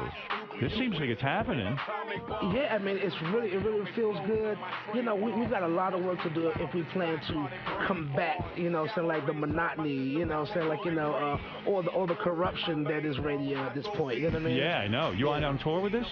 Yeah, we're doing a promotional tour. Like we go to Seattle tomorrow, and in Atlanta this weekend. We're going home for the big show.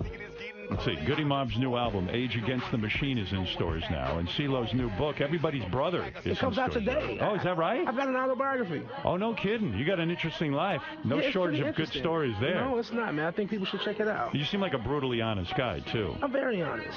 You thinking of putting out a video with a naked woman? Look how well that worked out for Blurred Lines. Robin huh? Thicke. You know what? The name of my new solo album is Girl Power, so maybe so. Didn't you? What was the song White Power on your new album? Yeah. And you tried to get a white supremacist band to play with you? I was being sarcastic, but I actually did try to Google something. I didn't know any by name. And I said, how cool would this be, to make a mockery of something? You know what I'm saying? Like, and it's all good old-fashioned rock and roll and shock value. But white supremacist bands are not going to perform with a black man, are they? Well, maybe they could spin it to promote their own idea. You know what I'm saying? It's still about white power, but Did you approach any white supremacists? I didn't find any that had a contact that I could reach out to them. So I didn't go too far down the line. Underground, Yeah. Wow.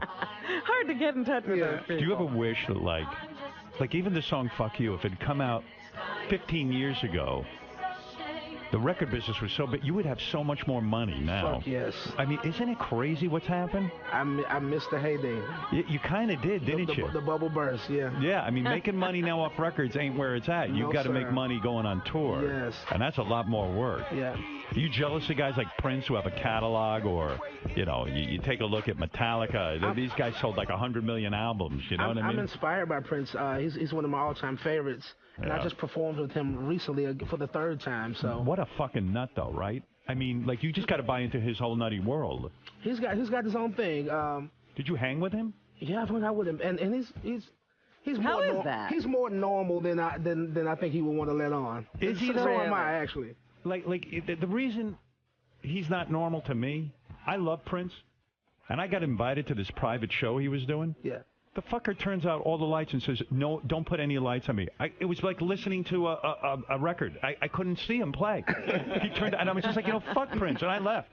And I love the guy. I've seen him do that before, too, just play, just jam session for 2 hours straight. And it's before bullshit. He plays any one recognizable song. And it's bullshit. He has his issues with him, but, like, he's Prince, and it's just like, yeah. Well, Prince Schmintz, I was like, man, I can't believe I'm going to see Prince. It's a small crowd, and he goes, please, please, please, turn off those lights. And then even the dude kept putting the lights back on. He goes, no, I won't play if you put on the lights. And I'm like, fuck Prince.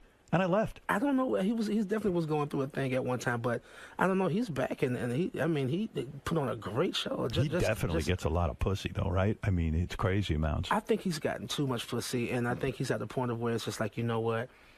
It's probably more of a distraction at this point. Yeah, what happens to a guy who gets too much pussy? I mean, we were talking about this yesterday. Yeah, that was my question, Robin. Was it possible? Because I have not reached that climax yet. It's like, not many people have. No, I'm still. Yeah, there are few people get there. If there is a there. I love it. It's dangerous. That and when pussy. you think of guys like Wilt Chamberlain, it doesn't seem to have a limit. No, Wilt was crazy. We interviewed him. He had a tremendous amount of pussy. You are heavily tattooed. When did you get so inked up? How old were you? I started that year. That I think I was 17 when I got my first tattoo. It was just my name right here, and then your whole body is tattooed, right? I'm my whole upper torso is pretty. Did you ever finish your back, or was it just too painful and you stopped? I stopped, and I never revisited it yet. It was too painful. It hurt. But I mean, you've done your entire chest and your stomach. I mean, why can't you do your back? Why is the back so painful? Because you're out of control. Like, you're helpless on your stomach. Yeah. Like if you're getting your arms under your chest, you can kind of look at it and try to brave it that way. But when you're on your face down, it's like, wow. Do you like the sensation of getting a tattoo? I mean, the physical sensation of the needle going in. I think it represents permanence and commitment, and I also think people go to the extremes that I have as a statement of saying I can take the pain. Why do you think you are so heavily tattooed? Initially I was just kind of signifying different things, whether it be my mother or my group or my city where I'm from. And then I started to want to take more of an artful approach and try to tie all of the different things together. Yeah. And at that point, it became a project. Yeah. There's got to be psychological Do you think about what happens as you get older with all these tattoos? Who gives a shit, right? No, I really wonder, when you do all of that, like, things change and things move around. Well, you know what? Before I'm a hip hop artist, before I'm a pop artist, before I'm a television celebrity, I'm a rock and roller. So Right. like it's so that's okay. This is all the way into the You are a ground with rock me. and roller. Yeah. It is confusing sometimes to figure out what genre you're into because, like, you're all over the place. Well, you know what? I mean, I listen to music from all over, and I've said this many a time. I said I've listened from everything to ABC to REM, everything from Billy Idol to Billy Joel. Yeah. It's like, and the walls that divide music divide people as well. You've dropped acid too, right? Yeah. A lot of brothers don't drop acid. I tried it, but I had a bunch of white friends, and so like when I grew up, and white boys know how to party. Like I went to military school when I was in the 9th grade, and that's the first time I tried acid, and the first and only time. All boys military school? Yeah. Oh, that must have been insane, huh? It was insane. Did you hate it? It was like taps. Did you hate it? I didn't hate it. It was actually my idea, and I was pretty obligated to because I had gotten put out of the Atlanta public school system, so I couldn't even go to school. You couldn't even go to school. You mean you were so bad you got thrown out of the Atlantic public school system? Yeah, I got into a fight with a principal. You beat up the principal? I was a pretty defiant guy. You know what I'm saying? Like, fuck yeah, when you beat up the principal. You need military school. Did you beat him up? Did you kick his ass? I just struck him. Why did you hit the principal at the school? Because he hit me. He did? Yeah. Oh, he hit you first? Yeah. Oh, then But you got what it right. were you doing when all of this started? He was fucking the guy's wife. Well, at a point, I just kind of became a target, and I was a bit of a troublemaker, I must say. I see. God knows what you were up to. You must have been one bad motherfucker. People, you just would never believe it. You were disruptive in class, and then they brought you to the principal, and the principal got so frustrated with you, he hit you? I had that kind of influence of where it was like,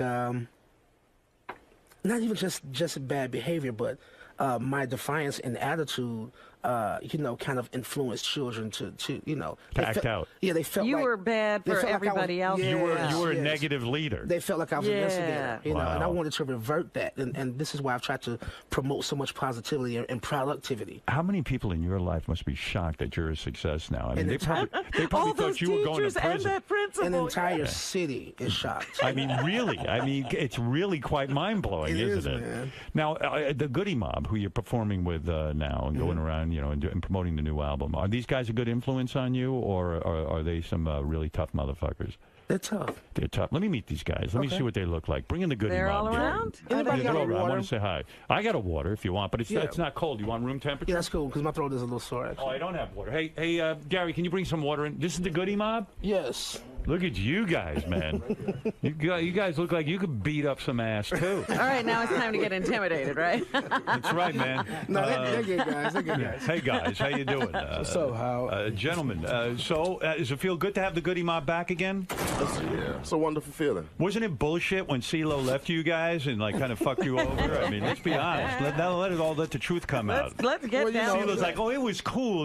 No, it wasn't cool for you guys. No. It was cool because we talked about it. We talked about it on the last album. Yeah, and it was something that we all expected from him because the first time you heard Goody Mob, you heard him sing. That's right. So it was something that me and him personally and us as a group, we always talked about it because he was like, yo, Gip, like if I don't take the opportunity now, when am I going to take the opportunity? Well, yeah, but nevertheless, I mean, when you got this thing going, you guys have worked together all these years, you put in a lot of time and effort. He can sing, it's your paycheck and all this shit. And this guy, I'm leaving you guys. Fuck you. But you know what it was, Howard? It wasn't about the group just breaking up. At that time, L.A. Reid was really closing down LaFace in Atlanta, and he was moving to New York.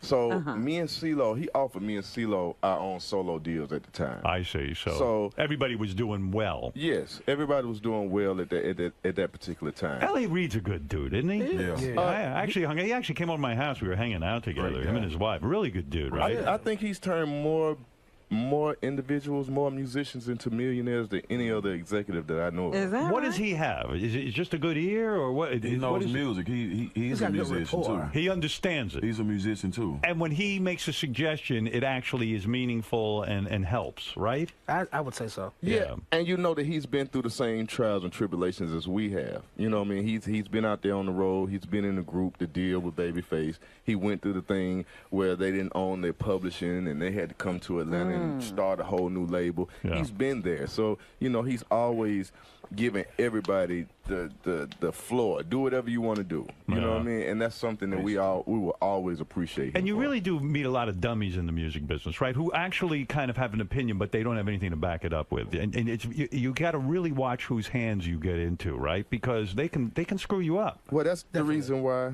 the record industry is the way it is now. It's about like Twitter. There's some dummies out there.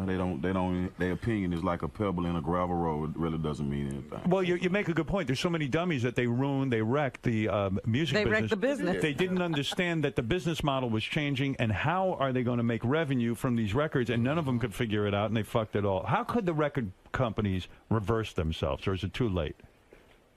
It's never too late. You just have to start putting more artists into those positions and take a lot of these people that went to school and don't love music for art form. Right. You know, take those people out of those positions. Basically, stop stealing music. Just stop stealing. Yeah.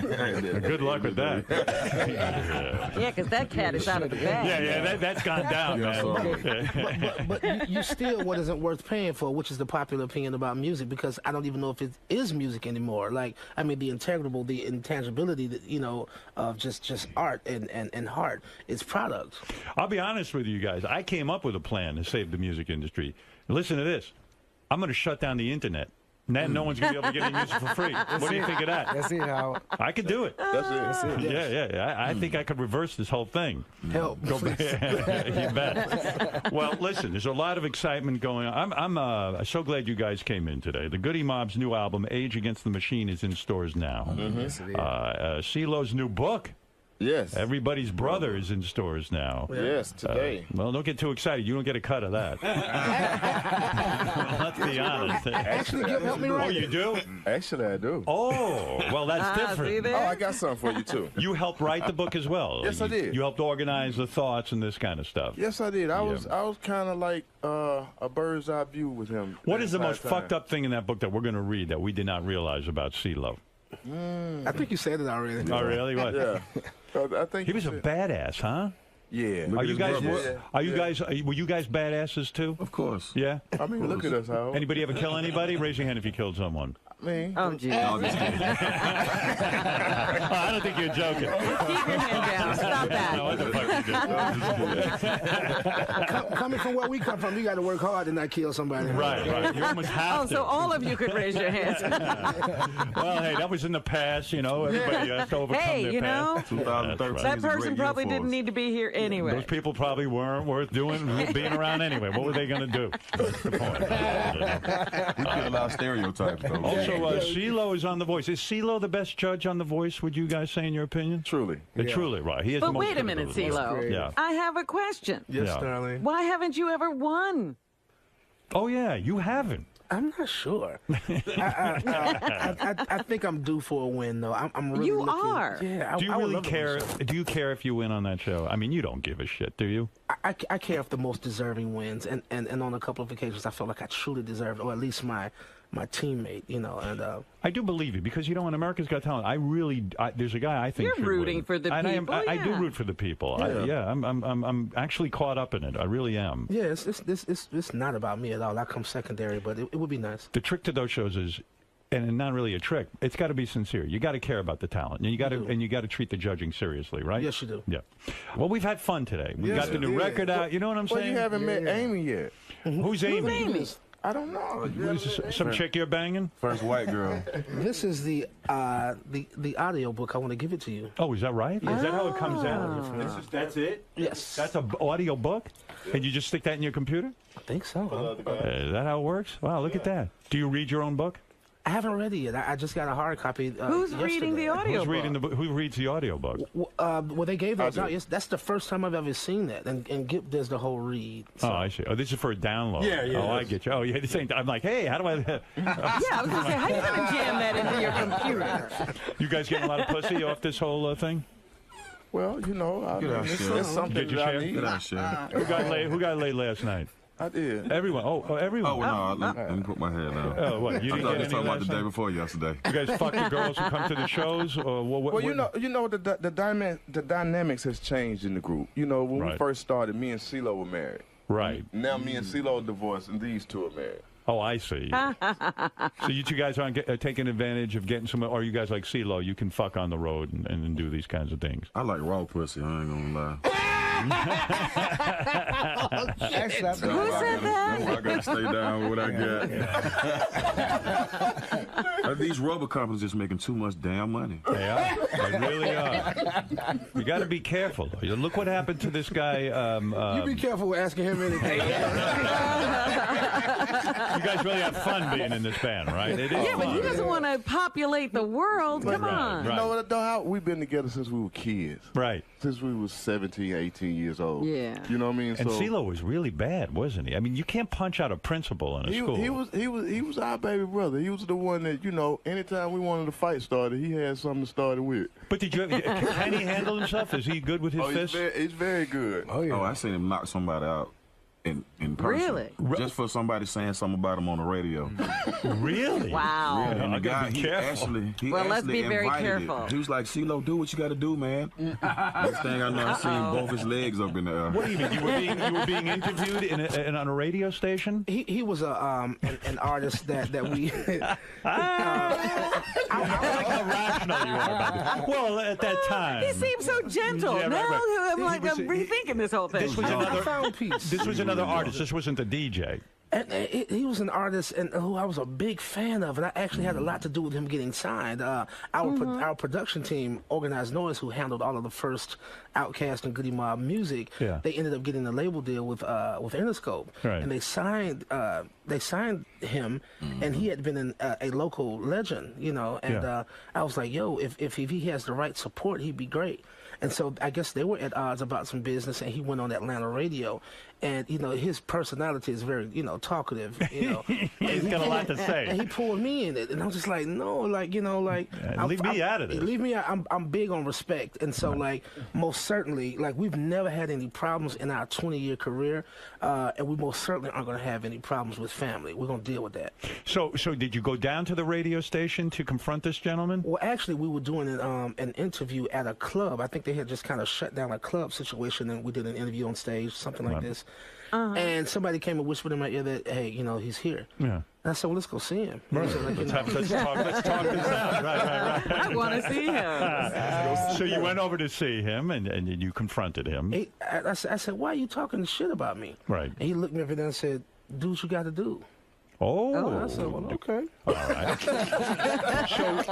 So he says, do what you got to do. So you take your fist, right? Yeah. And you hit him, what, in the face? I slapped him first. First you smack him. Yeah, so I can get my jacket off. And did he get woozy from the smack? Because the smack can do a lot of damage. People don't realize that.